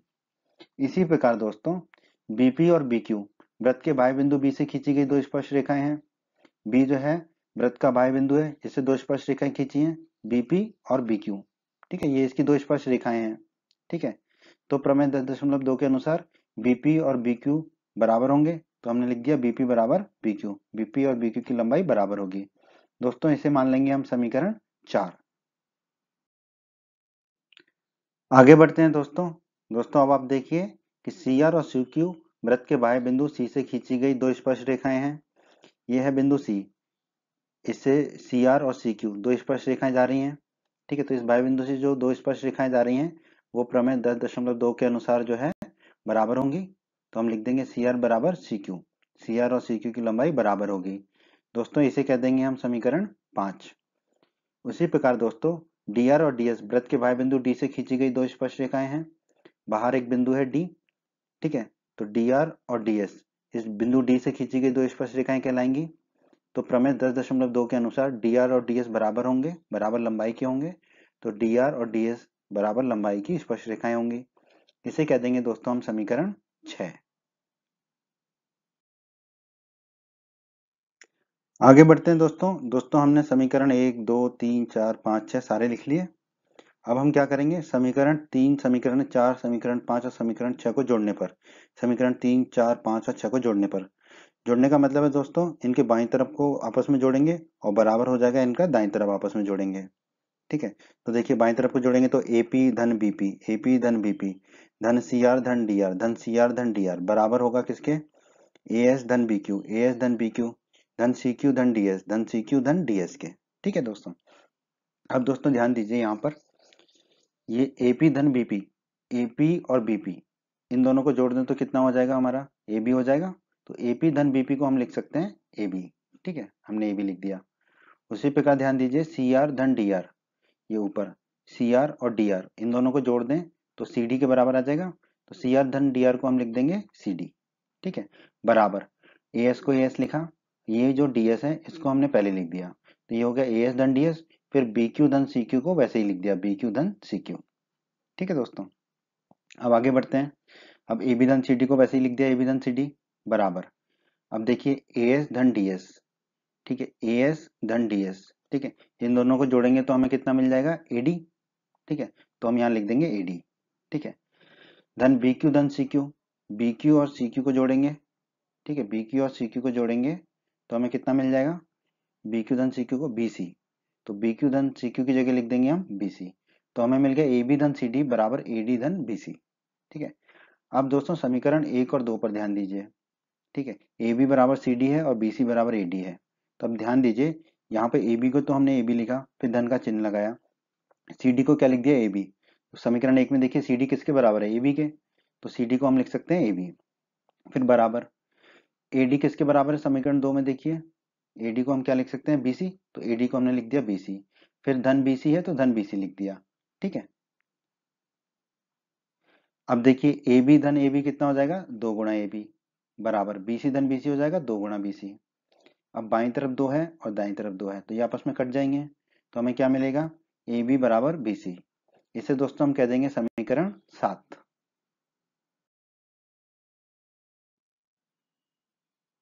हमने दोस्तों समीकरण 1, 2 और 7 को लिख दिया। अब समीकरण 1, 2 और 7 से क्या होगा देखिए, ए बी बराबर बी सी है समीकरण 7 में, देखिए तो ए बी बराबर बी सी लिख दिया। ठीक है, अब समीकरण 1 में देखिए ए बी सी डी के भी बराबर है, तो ए बी बराबर बी सी बराबर सी डी होगा। ठीक है, अब समीकरण 2 में देखिए बी सी के बराबर क्या है, ए डी। ठीक है, तो बी सी बराबर ए डी होगा, तो याद आएगा ए बी बराबर बी सी बराबर सी डी बराबर ए डी। यानी कि चतुर्भुज ए बी सी डी की चारों भुजाएं बराबर मिल गई हमको। चतुर्भुज ए बी सी डी की चारों भुजाएं समान लंबाई की हो गई। और चतुर्भुज एबीसीडी क्या है हमारा, समांतर चतुर्भुज है। और हम जानते हैं दोस्तों, कक्षा 9 में हमने पढ़ा है, एक समांतर चतुर्भुज जिसमें सभी भुजाएं बराबर हो तो ऐसा चतुर्भुज क्या कहलाता है, समचतुर्भुज कहलाता है। तो इसका मतलब एबीसीडी समांतर चतुर्भुज था, अब उसकी चारों भुजाओं की लंबाई बराबर हो गई है, तो एबीसीडी क्या हो जाएगा, समचतुर्भुज हो जाएगा। तो अतः एबीसीडी एक समचतुर्भुज है। तो हमें यही सिद्ध करना था कि अतः किसी वृत्त के परिगत समांतर चतुर्भुज समचतुर्भुज होता है। तो हमने लिख दिया अतः किसी वृत्त के परिगत समांतर चतुर्भुज जो है वो समचतुर्भुज होता है। यही हमें सिद्ध करना था, तो हम कह सकते हैं इति सिद्धम। बच्चों, अगर आप हमारे चैनल पर नए हैं और अभी तक आपने हिंदी माध्यम की पाठशाला चैनल को सब्सक्राइब नहीं किया है तो सब्सक्राइब बटन को दबा के हमारे चैनल को सब्सक्राइब कर लें और बेल आइकन को भी दबा दें। इससे आपको क्या फ़ायदा होगा कि जब भी हमारे चैनल पर कोई भी नया वीडियो आएगा तो उसका नोटिफिकेशन आपको सबसे पहले मिलेगा। और इस अध्याय के बाकी अन्य वीडियोस को देखने के लिए आप ऊपर आई बटन पर क्लिक कर सकते हैं। आई बटन पर क्लिक करने से आपको इस अध्याय के सभी वीडियोस के लिंक मिल जाएंगे। प्रश्न 12 में दोस्तों हमसे पूछा है 4 सेंटीमीटर त्रिज्या वाले एक वृत्त के परिगत। ठीक है, ये एक वृत्त है जिसका केंद्र O है और इस वृत्त की त्रिज्या कितनी है, 4 सेंटीमीटर के परिगत एक त्रिभुज एबीसी इस प्रकार खींचा गया है। इसके परिगत एक त्रिभुज खींचा है एबीसी। ठीक है, वृत्त के परिगत एक त्रिभुज है एबीसी, इसका मतलब क्या है कि ये जो त्रिभुज है इसकी तीनों भुजाएं वृत्त को स्पर्श करती हैं। ठीक है, यही मतलब होता है परिगत का। ठीक है, तो वृत्त के परिगत एक त्रिभुज एबीसी खींचा गया है, यानी कि त्रिभुज की तीनों भुजाएं जो है वृत्त को स्पर्श करती हैं, यानी कि वृत्त की त्रिभुज की तीनों भुजाएं जो है वृत्त की स्पर्श रेखाएं हैं। कि रेखाखंड बीडी और डीसी, ठीक है, तो रेखाखंड बीडी और डीसी जिनमें स्पर्श बिंदु डी द्वारा बीसी विभाजित है। ठीक है, डी स्पर्श बिंदु है जो बीसी को विभाजित करता है, की लंबाइयां क्रमशः 8 सेंटीमीटर और 6 सेंटीमीटर है। बीडी की लंबाई 8 सेंटीमीटर है और डीसी की लंबाई 6 सेंटीमीटर है। ये हमें प्रश्न में दिया गया है। तो हमसे प्रश्न में पूछा क्या है, भुजाएं ए बी और ए सी ज्ञात कीजिए। ठीक है, तो हमें त्रिभुज की भुजा ए बी और भुजा ए सी की लंबाई ज्ञात करनी है। तो दोस्तों मान लेते हैं कि भुजा ए सी जो है वृत्त को बिंदु ई पर स्पर्श करती है। भुजा ए सी ये है, ये वृत्त को जो जिस बिंदु पर स्पर्श कर रही है उसको मान लेते हैं बिंदु ई। ठीक है, और केंद्र ओ को और ई को जोड़ देते हैं। ठीक है, और हम मान लेते हैं कि भुजा ए बी जो है वृत्त को बिंदु एफ पर स्पर्श करती है और केंद्र ओ और एफ को भी जोड़ देते हैं। ठीक है, मिला देते हैं। मान लेते हैं कि ए की लंबाई x सेंटीमीटर है। मान लेते हैं ये जो ए है ये x सेंटीमीटर लंबा है। ठीक है, अब दोस्तों इस प्रश्न को हल करने के लिए हम प्रयोग करेंगे प्रमेय 10.2 का। प्रमेय 10.2 क्या कहती है दोस्तों, बाह्य बिंदु से वृत्त पर खींची गई स्पर्श रेखाओं की लंबाइयां बराबर होती हैं। ठीक है, तो इस प्रमेय का प्रयोग करेंगे। तो अब यहाँ पर ध्यान दीजिए, सी और सी डी वृत्त के बाह्य बिंदु सी से खींची गई दो स्पर्श रेखाएं हैं। देखो सी बिंदु क्या बाह्य बिंदु है, इससे दो स्पर्श रेखा जा रही हैं, सी और सी डी, सी और सी डी जा रही हैं। ठीक है, तो प्रमेय 10.2 के अनुसार एक बिंदु से जाने वाली स्पर्श रेखाओं की लंबाइयां बराबर होती हैं, तो सी और सी डी की लंबाई बराबर होगी, तो सी बराबर सी डी होगा। ठीक है, सी और सी डी बराबर होंगे, और सी डी कह लें या डी सी कह लें, वो कितना है हमारा 6 सेंटीमीटर, तो दोनों 6 सेंटीमीटर के बराबर होंगे, तो दोनों की लंबाई बराबर होगी। ठीक है, तो हमने लिख दिया सी को 6 सेंटीमीटर। ठीक है,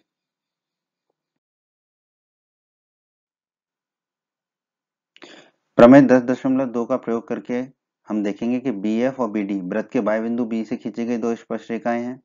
ठीक है, देखिए ये है बिंदु बी, यहाँ से दो स्पर्श रेखा जा रही है बी एफ और बी डी। ठीक है, अब प्रमेय 10.2 के अनुसार ये दोनों स्पर्श रेखाएं क्या होंगी, बराबर होंगी, क्योंकि वृत्त के बाह्य बिंदु से वृत्त पर खींची गई स्पर्श रेखाओं की लंबाइयां बराबर होती हैं। तो बी एफ और बी डी की लंबाई बराबर होगी। बी डी या कह लें डी बी, ये कितना है हमारा बी डी 8 सेंटीमीटर, तो बी एफ बराबर बी डी होगा जो कि 8 सेंटीमीटर के बराबर होगा, यानी कि बी एफ की लंबाई भी कितनी हो जाएगी, 8 सेंटीमीटर। ये दोनों बराबर होंगे आपस में, तो यहाँ पे हमने लिख दिया बी एफ की लंबाई 8 सेंटीमीटर। अब दोस्तों ए एफ और ए ई वृत्त के बाह्य बिंदु ए से खींची गई दो स्पर्श रेखाएं हैं। देखिए वृत्त के बाहर बिंदु है एक ए, यहाँ से दो स्पर्शरेखाएं खींची गई है ए एफ और ए ई, ठीक है, तो ये दोनों भी बराबर होंगी, ठीक है, ए एफ और ए ई ये दोनों बराबर होंगी, क्यों? प्रमेय 10.2 से बाह्य बिंदु से वृत्त पर खींची गई स्पर्श रेखाओं की लंबाइयां बराबर होती हैं। तो हम कह सकते हैं कि ए एफ बराबर ए ई होगा, और ए ई कितना एक्स है, तो ए एफ बराबर ए ई बराबर एक्स लिख दिया हमने, ठीक है, दोनों बराबर है, तो ए एफ कितना हो जाएगा, ए एफ भी हमारा एक्स हो जाएगा, ठीक है। अब ध्यान दीजिए, ए बी की लंबाई कितने की बराबर होगी, देखो ए बी की लंबाई ए एफ धन बी एफ, ये दोनों की लंबाई के बराबर होगा, तो हमने लिख दिया ए बी बराबर ए एफ धन बी एफ। अब दोस्तों हमें पता है ए एफ कितना है एक्स, तो ए एफ की जगह रख देंगे एक्स, और बी एफ कितना है 8, तो बी एफ की जगह रख देंगे 8, तो ए बी आ जाएगा हमारा एक्स धन 8, ठीक है। उसी प्रकार ए सी देखिए, ए सी ये लंबाई कितनी होगी, ए ई के बराबर धन सी, ए ई धन सी कर सकते हैं, ठीक है, तो ए सी बराबर लिख दिया हमने ए ई धन सी। अब देखिए ए ई कितना है एक्स है, तो ए ई की जगह लिख दिया एक्स धन सी कितना है 6, तो सी की जगह लिख दिया 6, तो ए सी आ गया एक्स धन 6। अब बीसी की लंबाई देख लेते हैं, बीसी की लंबाई कितनी होगी, बीसी की लंबाई होगी बीडी धन सीडी या डीसी, कुछ भी कह लें, ठीक है, तो हम लिख दिया बीसी बराबर बीडी धन सीडी, ठीक है। अब बीडी कितना है 8 है, तो 8 लिख दिया, धन सीडी या डीसी कितना है 6 है, तो 6 लिख दिया, तो 8 धन 6 हो जाएगा 14, तो बीसी आ गया हमारा 14 सेंटीमीटर, तो बीसी की लंबाई आ गई हमारी 14 सेंटीमीटर।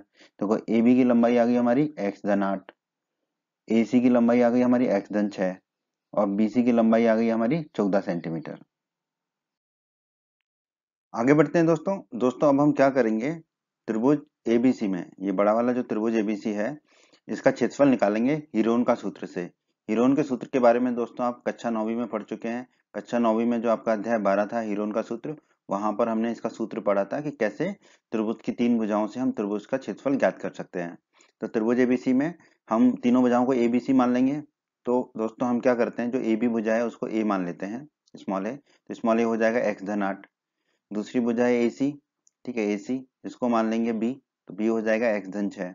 तीसरी भुजा हो जाएगी हमारी बी सी, ठीक है, बी सी को मान लेंगे सी, तो वो है 14 सेंटीमीटर, ठीक है।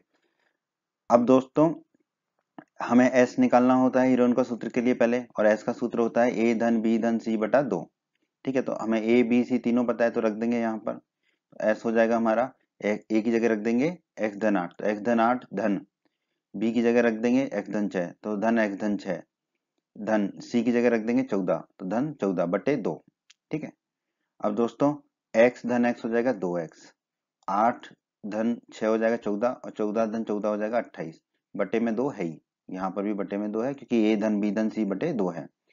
अब ऊपर 2x धन 28 में से 2 कॉमन ले लेंगे, तो s बराबर हो जाएगा 2x में से 2 कॉमन लेंगे तो कोष्टक में आएगा x, 14 में से 2 कॉमन लेंगे तो आएगा 28 में से 2 कॉमन लेंगे तो आएगा 14, तो कोष्टक के अंदर आ जाएगा हमारा x धन 14, ठीक है, और बटे में 2 है, तो ऊपर 2 है और नीचे 2 है, बटे में आपस में कट जाएगा, तो s बराबर हमें मिल जाएगा x धन 14।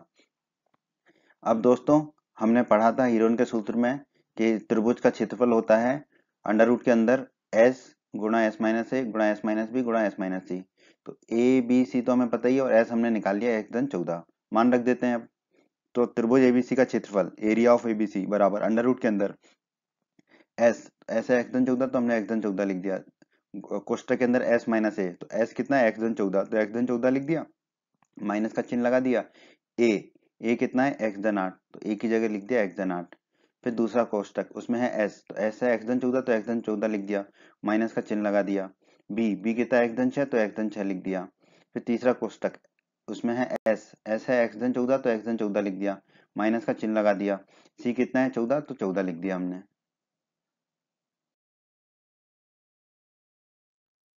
अब इसको हल कर लेते हैं दोस्तों।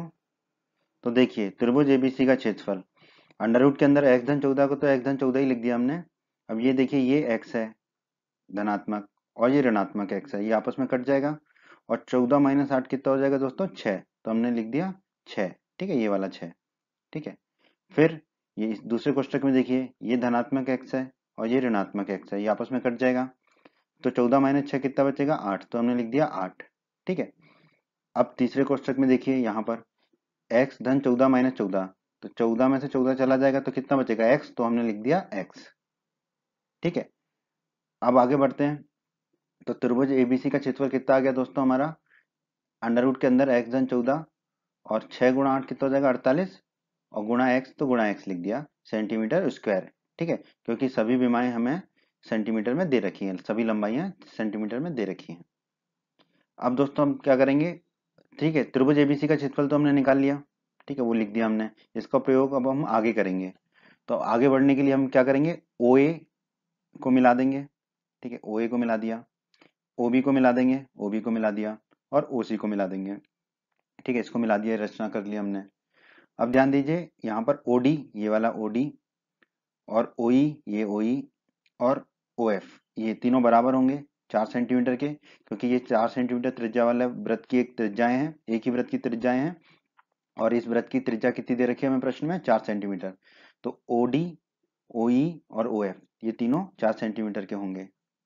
और दोस्तों हम जानते हैं किसी भी त्रिभुज का क्षेत्रफल होता है 1/2 आधार गुणा लंब। ठीक है, त्रिभुज का क्षेत्रफल होता है 1/2 आधार गुणा लंब या आधार गुणा ऊंचाई हम कहते हैं उसे।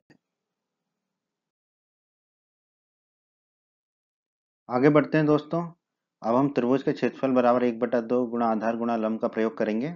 ठीक है, तो त्रिभुज ओबीसी का क्षेत्रफल, त्रिभुज ओबीसी ये नीले रंग का त्रिभुज है, इसका क्षेत्रफल क्या होगा, इसका आधार 1/2 गुणा आधार गुणा लंब। ठीक है, तो 1/2 लिख दिया। आधार क्या होगा इसका दोस्तों, बीसी, तो आधार हमने बीसी ले लिया, तो बीसी पर लंब क्या होगा, ओडी। ठीक है, तो हमने लिख दिया त्रिभुज ओबीसी का क्षेत्रफल बराबर 1/2 गुणा आधार की जगह बीसी गुणा लंब की जगह ओडी। ठीक है, अब हम इनके मान रख देंगे, तो त्रिभुज ओबीसी का क्षेत्रफल आ जाएगा 1/2, बीसी कितना है दोस्तों, 8 धन 6 14, 14 है, गुणा ओडी, ओडी क्या है, वृत्त की त्रिज्या है, यहाँ पे भी लिखा हुआ है ओडी। तो वृत्त की त्रिज्या कितनी है, 4 सेंटीमीटर, तो ओडी की जगह रख दिया हमने 4 सेंटीमीटर। अब 14 गुणा 4 हो गया 56, तो ये आ गया 1/2 गुणा 56, 56 में 2 का भाग देंगे तो आ जाएगा 28, तो त्रिभुज ओबीसी का क्षेत्रफल आ जाएगा 28 सेंटीमीटर स्क्वायर। अब बात कर लेते हैं त्रिभुज ओएबी के क्षेत्रफल की। तो त्रिभुज ओएबी ये वाला त्रिभुज है बैगनी रंग वाला।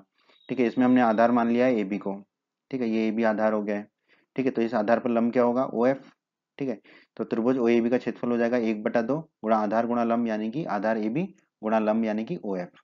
अब मान रख देते हैं, तो त्रिभुज ओएबी का क्षेत्रफल बराबर 1/2 को 1/2 लिखा, ए बी कितना हो जाएगा एक्स धन 8, तो ए बी है एक्स धन 8 गुणा ओ एफ, ओ एफ क्या है, वृत्त की त्रिज्या। ठीक है, यहाँ पर भी देखिए ओ एफ की जगह रख देंगे 4 सेंटीमीटर।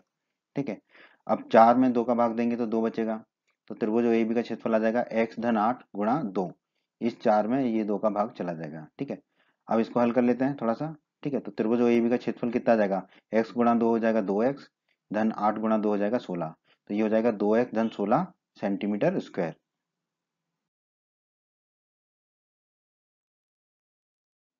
आगे बढ़ते हैं दोस्तों। अब इसी प्रकार हम त्रिभुज ओएसी का क्षेत्रफल निकाल लेंगे। तो ये है त्रिभुज ओएसी, लाल रंग से दिखाया है हमने। ठीक है, क्या होगा, त्रिभुज के क्षेत्रफल के सूत्र से 1/2 गुणा आधार गुणा लंब, तो यहाँ पे आधार हम ले लेंगे एसी। ठीक है, एसी को आधार ले लेंगे, तो एसी गुणा एसी पर लंब क्या होगा दोस्तों, ओई।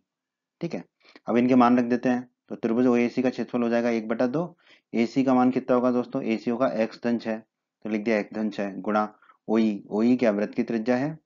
ठीक है, वो हो जाएगा 4 सेंटीमीटर। ठीक है, ओई जो है वृत्त की त्रिज्या है 4 सेंटीमीटर, तो ओई की जगह रख देंगे 4। अब इस 4 में से इस 2 का भाग देंगे तो ऊपर 2 बचेगा, नीचे कुछ नहीं बचेगा, तो त्रिभुज ओएसी का क्षेत्रफल आ जाएगा एक्स धन 6 गुणा 2। अब इसको हल कर लेते हैं, तो त्रिभुज ओएसी का क्षेत्रफल आ जाएगा एक्स गुणा 2 कितना हो जाएगा, 2x, एक्स गुणा 2 हो गया 2x, फिर धन 6 गुणा 2 हो जाएगा 12, तो ये हो जाएगा 2x धन 12 सेंटीमीटर स्क्वायर। अब ध्यान दीजिए दोस्तों, यहाँ पर त्रिभुज एबीसी का क्षेत्रफल, ये पूरा जो त्रिभुज है, इस त्रिभुज का क्षेत्रफल क्या होगा, त्रिभुज ओबीसी का क्षेत्रफल। ठीक है, तो हमने लिख दिया त्रिभुज ओबीसी का क्षेत्रफल धन त्रिभुज ओएबी का क्षेत्रफल धन त्रिभुज ओएसी का क्षेत्रफल धन त्रिभुज ओएसी का, तो इन तीनों के क्षेत्रफल का योग जो होगा वो त्रिभुज एबीसी के क्षेत्रफल के बराबर होगा। अब दोस्तों मान रख देते हैं ओबीसी के क्षेत्रफल का 28 है। ठीक है, तो देखो त्रिभुज एबीसी का क्षेत्रफल कितना हो जाएगा, त्रिभुज ओबीसी के क्षेत्रफल का मान रख दिया 28 धन त्रिभुज ओएबी के क्षेत्रफल का मान रख दिया 2x धन 16 धन त्रिभुज ओएसी के क्षेत्रफल का मान रख दिया 2x धन 12।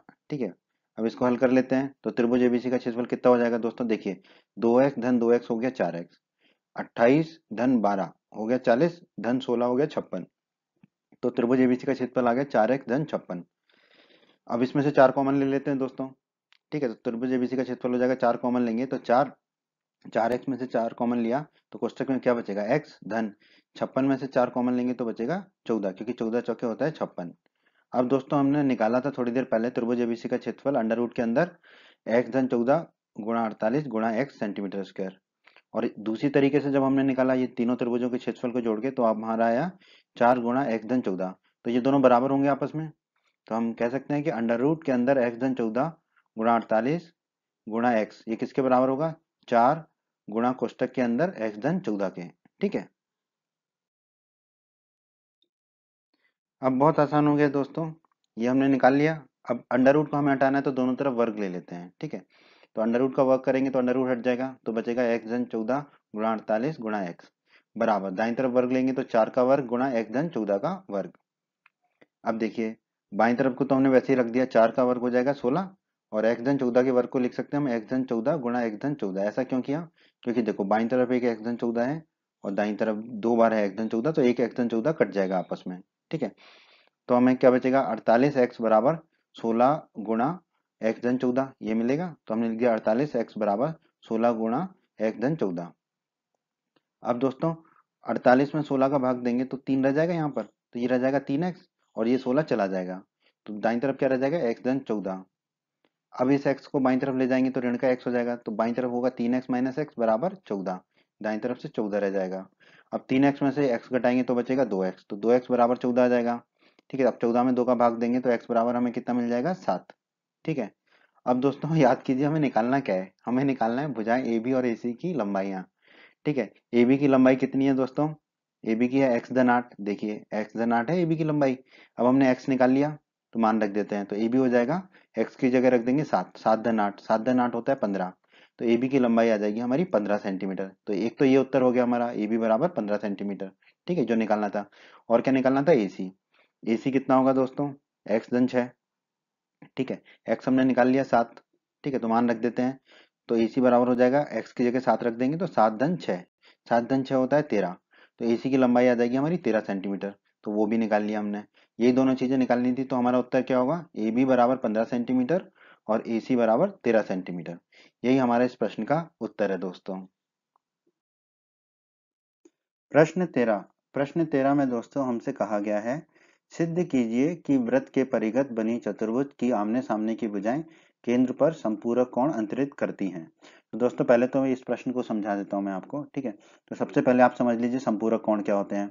संपूरक कोण के बारे में कक्षा 9 में आपने पढ़ा होगा। संपूरक कोण उन कोणों का योग होता है जो कि 180 डिग्री हो। जिन कोणों का योग 180 डिग्री होता है उन कोणों को हम कहते हैं संपूरक कोण। ठीक है, अब बात आती है कि इसमें व्रत की बात की गई है, तो हम मान लेते हैं कि केंद्र O वाला एक व्रत है। ठीक है, केंद्र O वाला एक व्रत बना लिया। अभी प्रश्न को समझेंगे धीरे धीरे हम। फिर क्या कहा गया है, व्रत के परिघत बना चतुर्भुज। ठीक है, तो मान लेते हैं कि व्रत के परिघत ABCD एक चतुर्भुज है। ठीक है, अब बात आती है कि परिघत क्या होता है। ठीक है, परिघत का मतलब समझ लेते हैं। परिघत का मतलब है यहाँ पर कि व्रत के परिघत जो भी चीज खींची हमने उसकी सभी भुजाएं व्रत को स्पर्श करें। तो यहाँ पर व्रत के परिघत हमने चतुर्भुज खींचा है, चतुर्भुज में होती है 4 भुजाएं। इसका मतलब चतुर्भुज ABCD की चारों भुजाएं जो है व्रत को स्पर्श करेंगी। ठीक है, अब व्रत को चारों भुजाएं चतुर्भुज ABCD की स्पर्श तो कर रही हैं, तो हम मान लेते हैं कि P, Q, R और S व्रत के परिगत स्पर्श चतुर्भुज के स्पर्श बिंदु हैं। ठीक है, तो A और B भुजा का स्पर्श बिंदु मान लेते हैं P, B और C भुजा का स्पर्श बिंदु मान लेते हैं Q, C और D भुजा का स्पर्श बिंदु मान लेते हैं R और A और D भुजा का स्पर्श बिंदु मान लेते हैं S। ठीक है, स्पर्श बिंदु वह बिंदु होता है जहां पर भुजा व्रत को स्पर्श करती है। ठीक है, इसके बारे में हम अध्याय 10 के परिचय के वीडियो में पढ़ चुके हैं। यदि आपने हमारे अध्याय 10 के परिचय का वीडियो नहीं देखा है तो उसे अवश्य देख लें। अब हम क्या करेंगे, ए बी सी और डी को केंद्र ओ से मिला देते हैं। ठीक है, तो शीर्ष ए को केंद्र ओ से मिला दिया, फिर शीर्ष बी को केंद्र ओ से मिला दिया, शीर्ष सी को केंद्र ओ से मिला दिया और शीर्ष डी को केंद्र ओ से मिला दिया। ठीक है, ये हमने रचना कर ली। ठीक है, अब हमें जो क्या सिद्ध करना है उसके बारे में चर्चा कर लेते हैं। हमें सिद्ध करना है वृत्त के परिगत बनी चतुर्भुज। ठीक है, तो वृत्त के परिगत चतुर्भुज बना लिया कि आमने सामने की भुजाएं। अब यहाँ पर देखिए आमने सामने की भुजाएं कौन कौन सी, ए बी और सी डी हैं और बी सी और ए डी हैं। तो पहले हम ए बी और सी डी की बात कर लेते हैं कि आमने सामने की भुजाएं केंद्र पर संपूरक कोण अंतरित करती हैं। इसका मतलब है कि ए बी और सी डी जो आमने सामने की भुजाएं वो केंद्र पर संपूरक कोण अंतरित करेंगी। ए बी केंद्र पर कौन सा कोण अंतरित कर रही है, ए बी जो है केंद्र पर कोण ए ओ बी अंतरित कर रही है, जैसे हमने लाल रंग से दिखाया है, ठीक है। और सी डी केंद्र पर कौन सा कोण अंतरित कर रही है, C D C O D कोण अंतरित कर रही है, जिसको हमने लाल रंग से दिखाया है, ठीक है। तो इस प्रश्न के अनुसार हमें सिद्ध करना है कि इन दोनों कोणों का योग 180 डिग्री होगा, या हमें सिद्ध करना है ये दोनों कोण संपूरक कोण होंगे। ये दोनों कोण संपूरक कोण होंगे, इसका मतलब इन दोनों कोणों का योग 180 डिग्री होगा। तो हमें सिद्ध करना है कोण एओबी धन कोण सीओडी बराबर 180 डिग्री होगा।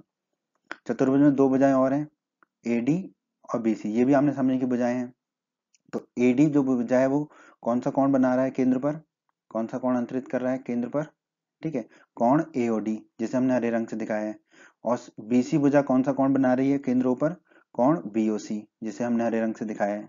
तो प्रश्न के अनुसार ये दोनों कोण, कोण एओडी और कोण बीओसी संपूरक कोण होंगे। संपूरक कोण होंगे मतलब इन दोनों कोणों का योग 180 डिग्री होगा। तो हमें सिद्ध करना है कि कोण एओडी धन कोण बीओसी, ये दोनों हरे कोण जो हैं वो 180 डिग्री के होंगे, ठीक है। तो ये था प्रश्न कि हमें क्या दिया गया है और हमें क्या सिद्ध करना है। अब हम प्रश्न को हल करते हैं। तो इस प्रश्न को हल करने के लिए जो हमें आवश्यकता होगी वो होगी प्रमेय 10.2 की। प्रमेय 10.2 का हमारे एक अलग से वीडियो है, उसे आप अवश्य देखें। उस वीडियो में हमने सिद्ध किया था कि बाह्य बिंदु से वृत्त पर खींची गई स्पर्श रेखाओं की लंबाइयां बराबर होती हैं। तो अब हम इस प्रमेय का प्रयोग करेंगे इस प्रश्न को हल करने के लिए। तो आइए दोस्तों प्रमेय 10.2 का प्रयोग करते हैं। तो दोस्तों यहाँ पर ध्यान दीजिए, एपी और एएस वृत्त के बाह्य बिंदु ए से खींची गई दो स्पर्श रेखाएं हैं। वृत्त का बाह्य बिंदु ए हो गया, इससे दो स्पर्श रेखाएं खींची हैं एपी और एएस, ये दो स्पर्श रेखाएं होंगी, ठीक है। तो प्रमेय 10.2 के अनुसार एपी और एएस की लंबाई बराबर होगी। एपी और एएस बराबर लंबाई क्यों होंगे, क्योंकि वृत्त के किसी बाह्य बिंदु से खींची गई स्पर्श रेखाओं की लंबाइयां बराबर होती हैं। तो एपी और एएस बराबर होंगे, इसे मान लेते हैं हम समीकरण 1। उसी प्रकार दोस्तों बीपी और बीक्यू वृत्त के बाह्य बिंदु बी से खींची गई दो स्पर्श रेखाएं हैं। बी जो है वृत्त का बाह्य बिंदु है, इससे दो स्पर्श रेखा जा रही है बीपी और बीक्यू, ठीक है। तो प्रमेय 10.2 के अनुसार ये दोनों बराबर होंगे, बीपी बराबर बीक्यू होगा। इसे दोस्तों हम मान लेंगे समीकरण 2। ठीक इसी प्रकार दोस्तों सी आर और सी क्यू वृत्त के बाह्य बिंदु सी से खींची गई दो स्पर्श रेखाएं हैं। सी जो है वृत्त का बाह्य बिंदु है, इससे दो स्पर्श रेखाएं खींची गई हैं सी आर और सी क्यू, ठीक है, सी आर और सी क्यू। तो ये दोनों आपस में बराबर होंगी। प्रमेय 10.2 से सी आर बराबर सी क्यू होगा, ठीक है, इन दोनों की लंबाई बराबर होगी आपस में। इसे हम कह देंगे दोस्तों समीकरण 3। ठीक इसी प्रकार दोस्तों डी आर और डी एस वृत्त के बाह्य बिंदु डी से खींची गई दो स्पर्श रेखाएं हैं। डी जो है वृत्त का बाह्य बिंदु है, इससे दो स्पर्श रेखाएं जा रही हैं डी आर और डी एस। तो प्रमेय 10.2 के अनुसार ये दोनों आपस में बराबर होंगी, डी आर बराबर डी एस होगा, दोनों की लंबाई आपस में बराबर होगी। इसे कह देंगे दोस्तों हम समीकरण 4।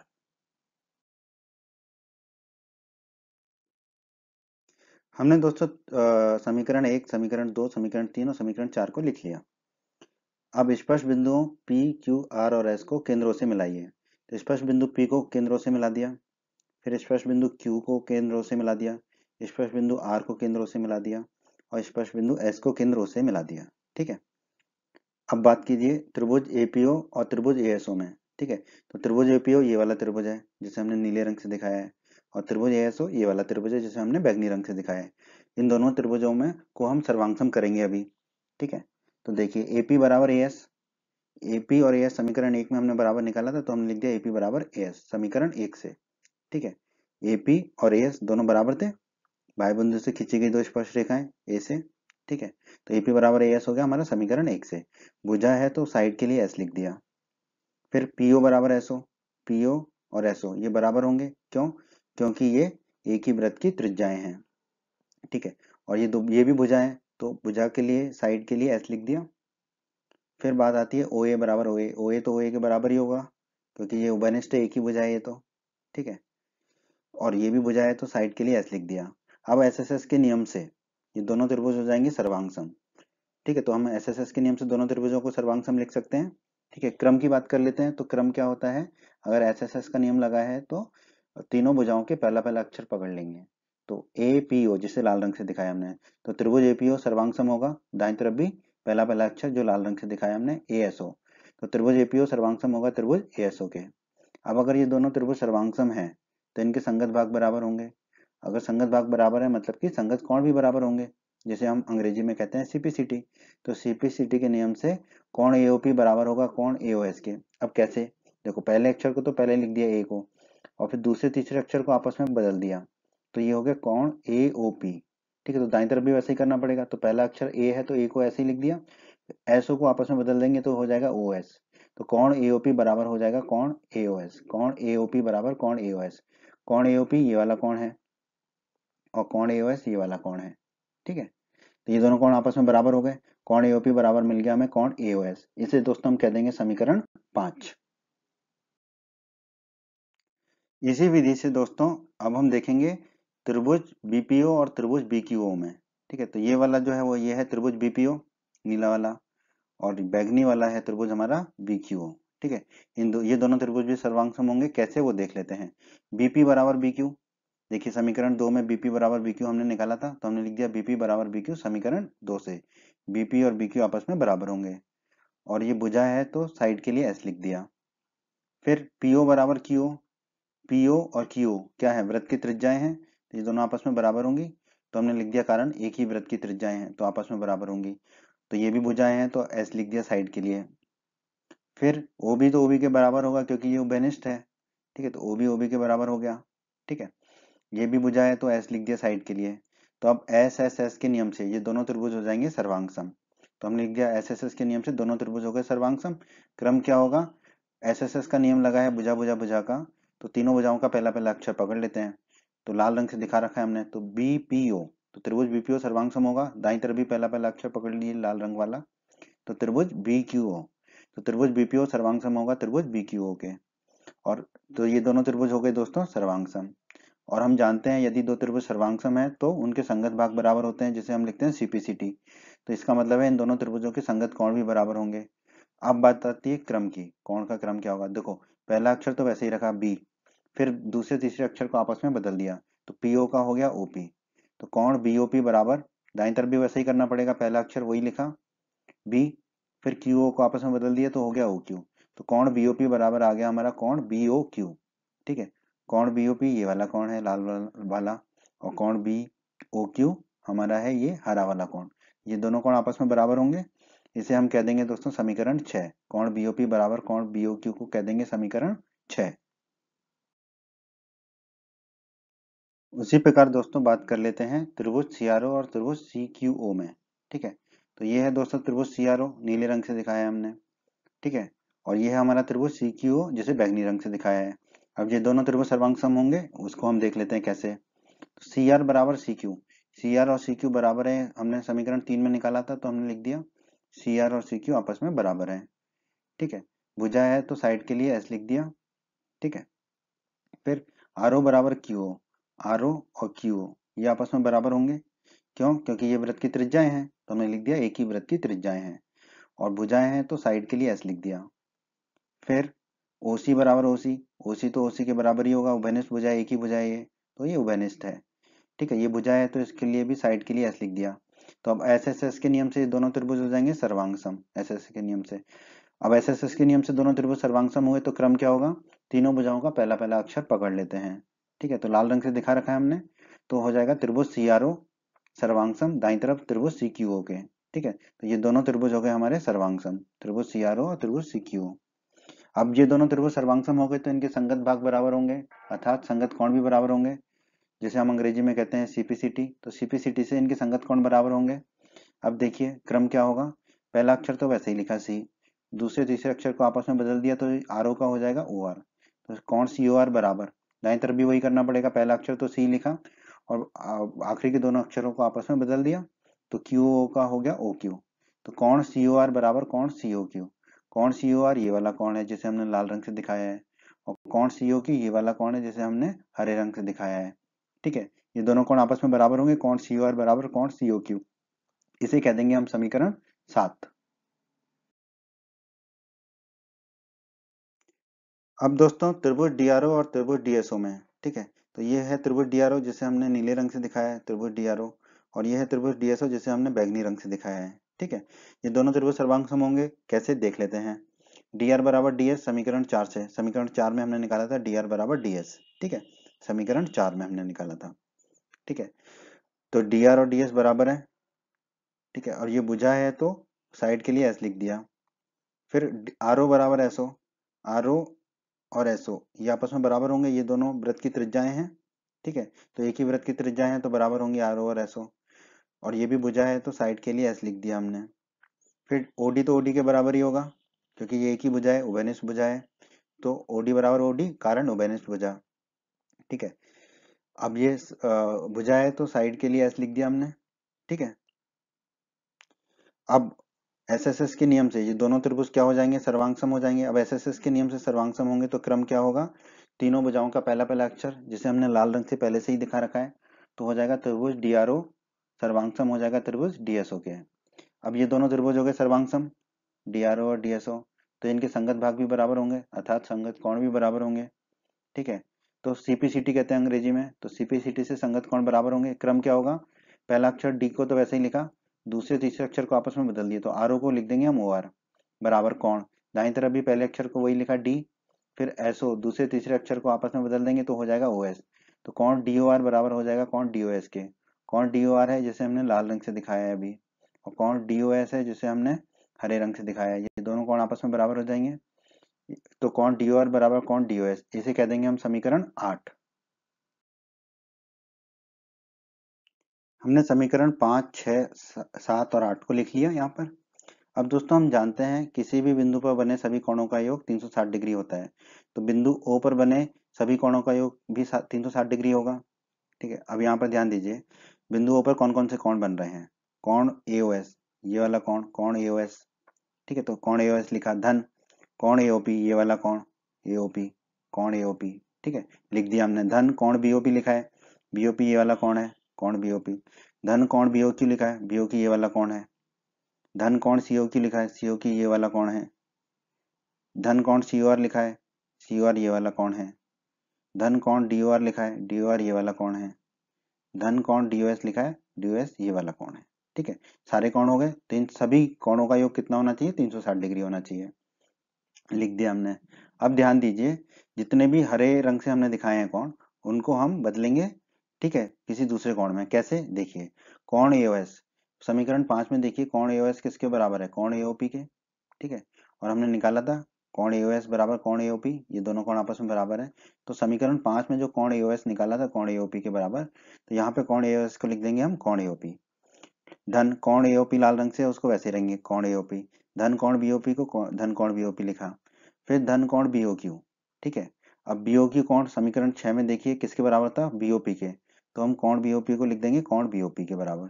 ठीक है, कोण बीओक्यू और कोण बीओपी आपस में बराबर थे।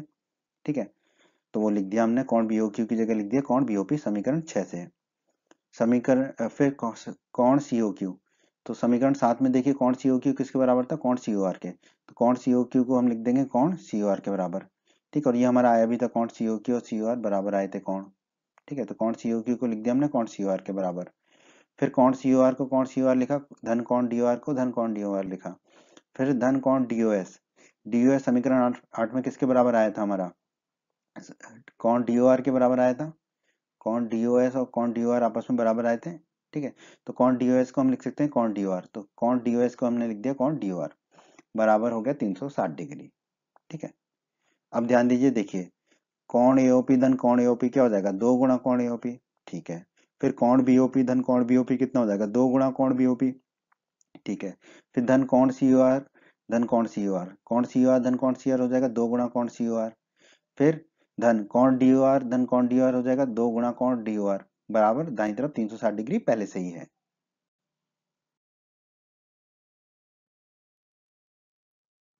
अब इसको आगे हल कर लेते हैं दोस्तों, तो आप देखिए 2 गुणा कोण एओपी धन 2 गुणा कोण बीओपी, इन दोनों में 2 कॉमन ले लिया तो कोष्टक के अंदर क्या आ जाएगा, कोण एओपी धन कोण बीओपी। फिर बाकी के 2 कोणों को देख लेते हैं, 2 गुणा कोण सीओआर धन 2 गुणा कोण डीओआर, इसको मैं से भी 2 कॉमन ले लिया तो कोष्टक में आ जाएगा कोण सीओआर धन कोण डीओआर बराबर 360 डिग्री है। ठीक है, अब ध्यान दीजिए 2 को तो 2 ही लिखा हमने, कोण एओपी धन कोण बीओपी, कोण एओपी धन कोण बीओपी, इन दोनों कोणों को जोड़ देंगे तो कोण एओबी बन जाता है, तो कोण एओपी धन कोण बीओपी को लिख दिया हमने कोण एओबी। ठीक है, धन 2 को 2 लिखा, कोष्टक के अंदर है कोण सीओआर धन कोण डीओआर, तो देखिए कोण सीओआर और कोण डीओआर इन दोनों को जोड़ेंगे तो बन जाएगा कोण सीओडी, तो कोण सीओआर धन कोण डीओआर को लिख दिया हमने कोण सीओडी बराबर में है 360 डिग्री। अब इन दोनों में से भी 2 कॉमन ले लेंगे, 2 कॉमन आएगा तो हमारा कोष्टक के अंदर क्या बचेगा, कोण एओबी धन कोण सीओडी बराबर 360 डिग्री। ठीक है, अब 360 डिग्री में 2 का भाग देंगे इसका तो बचेगा 180 डिग्री। बाईं तरफ क्या रह जाएगा, कोण एओबी धन कोण सीओडी बराबर दाईं तरफ इस 360 डिग्री में इस 2 का भाग गया तो बचा 180 डिग्री। तो आ गया कोण एओबी धन कोण सीओडी बराबर 180 डिग्री। ठीक है, तो कोण एओबी ये वाला कोण है हमारा और कोण सीओडी ये वाला कोण है। इन दोनों कोणों का योग आ गया हमारा 180 डिग्री। तो पहली चीज तो हमने सिद्ध कर दी, ए बी से बना कोण और सी डी से बना कोण, आमने सामने की भुजाओं से बना कोण संपूरक कोण है। इन दोनों कोणों का योग 180 डिग्री आ गया। ठीक है, अब हम ए डी और बी सी के लिए भी सिद्ध कर लेंगे। तो बिंदुओं पर बने सभी कोणों का योग कितना होगा, 360 डिग्री होगा। ठीक है, बिंदुओं पर बने सभी कोणों का योग 360 डिग्री होगा। अब यहाँ पे ध्यान दीजिए, कोण एओडी हरे रंग से दिखाया हमने, कोण एओडी धन कोण बीओसी ये वाला कोण बीओसी धन कोण एओबी और सीओडी। ठीक है, एओबी और सीओडी इन चारों कोणों का योग करेंगे तो 360 डिग्री आएगा। किसी भी बिंदु के सभी कोणों का योग 360 डिग्री होता है। ठीक है, अब ध्यान दीजिए यहाँ पर कोण एओडी धन कोण बीओसी को तो वैसे ही लिख दिया हमने, धन कोण एओबी धन कोण सीओडी किसके बराबर है, यहाँ पर ध्यान दीजिए 180 डिग्री के। तो कोण एओबी धन कोण सीओडी को लिख देंगे हम 180 डिग्री बराबर 360 डिग्री। ठीक है, दाईं तरफ पहले से ही है। अब 180 डिग्री को ले जाएंगे हम दाईं तरफ तो हमें मिलेगा कोण एओडी धन कोण बीओसी बराबर दाईं तरफ 360 डिग्री पहले से ही है और ये 180 डिग्री दाईं तरफ गया तो माइनस का 180 डिग्री हो गया। अब कोण एओडी धन कोण बीओसी कितना हो जाएगा, 360 में से 180 घटाएंगे तो 180 डिग्री। ठीक है, तो कोण एओडी धन कोण बीओसी आ गया हमारा 180 डिग्री। इसका मतलब चतुर्भुज की आमने सामने की भुजाएं यानी कि एडी और बीसी केंद्र पर कितना कोण अंतरित कर रही हैं, संपूरक कोण, क्योंकि इन दोनों कोणों का योग कितना आ गया, 180 डिग्री आ गया। और यही हमें सिद्ध करना था इस प्रश्न में। तो हम कह सकते हैं इति सिद्धम, हमने सिद्ध कर दिया कोण एओबी धन कोण सीओडी बराबर 180 डिग्री और कोण एओडी धन कोण बीओसी बराबर 180 डिग्री। तो हम कह सकते हैं कि वृत्त के परिगत बने चतुर्भुज के आमने सामने की भुजाएं केंद्र पर संपूरक कोण अंतरित करती हैं। इतना ही है दोस्तों इस प्रश्न में और हमने कह दिया इति सिद्धम। उम्मीद करते हैं बच्चों आपको हमारा ये वीडियो पसंद आया होगा और आपको सब अच्छे से समझ में आ गया होगा। अगर फिर भी आपका कोई डाउट है तो आप कमेंट में लिख के हमसे पूछ सकते हैं, आपको आपके कमेंट का रिप्लाई अवश्य मिलेगा। बच्चों, अगर आपने अभी तक हमारे हिंदी माध्यम की पाठशाला यूट्यूब चैनल को सब्सक्राइब नहीं किया है तो सब्सक्राइब बटन को दबाकर जल्दी से सब्सक्राइब कर लीजिए और बेल आइकन को भी दबा दीजिए। इससे आपको क्या फायदा होगा, जब भी हमारे चैनल पर कोई भी नया वीडियो आएगा तो उसका नोटिफिकेशन सबसे पहले आपको मिलेगा और जब भी आप YouTube पर वीडियोस को सर्च करेंगे तो हमारे चैनल के वीडियोस आपको ऊपर नजर आने लगेंगे। बच्चों, अगर आपको वीडियो पसंद आया है तो अपने सभी दोस्तों के साथ हमारे वीडियो को शेयर कीजिए व्हाट्सएप पे, फेसबुक पे और सभी जगह, जिससे हिंदी माध्यम के छात्रों का अधिक से अधिक लाभ हो सके। बच्चों, वीडियो पसंद आया है तो वीडियो को लाइक अवश्य कर दीजिएगा। और बच्चों, अध्याय 1 के सभी वीडियोस को देखने के लिए आप ऊपर आई बटन पे क्लिक कीजिए। आई बटन पे क्लिक करने से आपको अध्याय 1 के सभी वीडियोस के लिंक मिल जाएंगे। धन्यवाद बच्चों।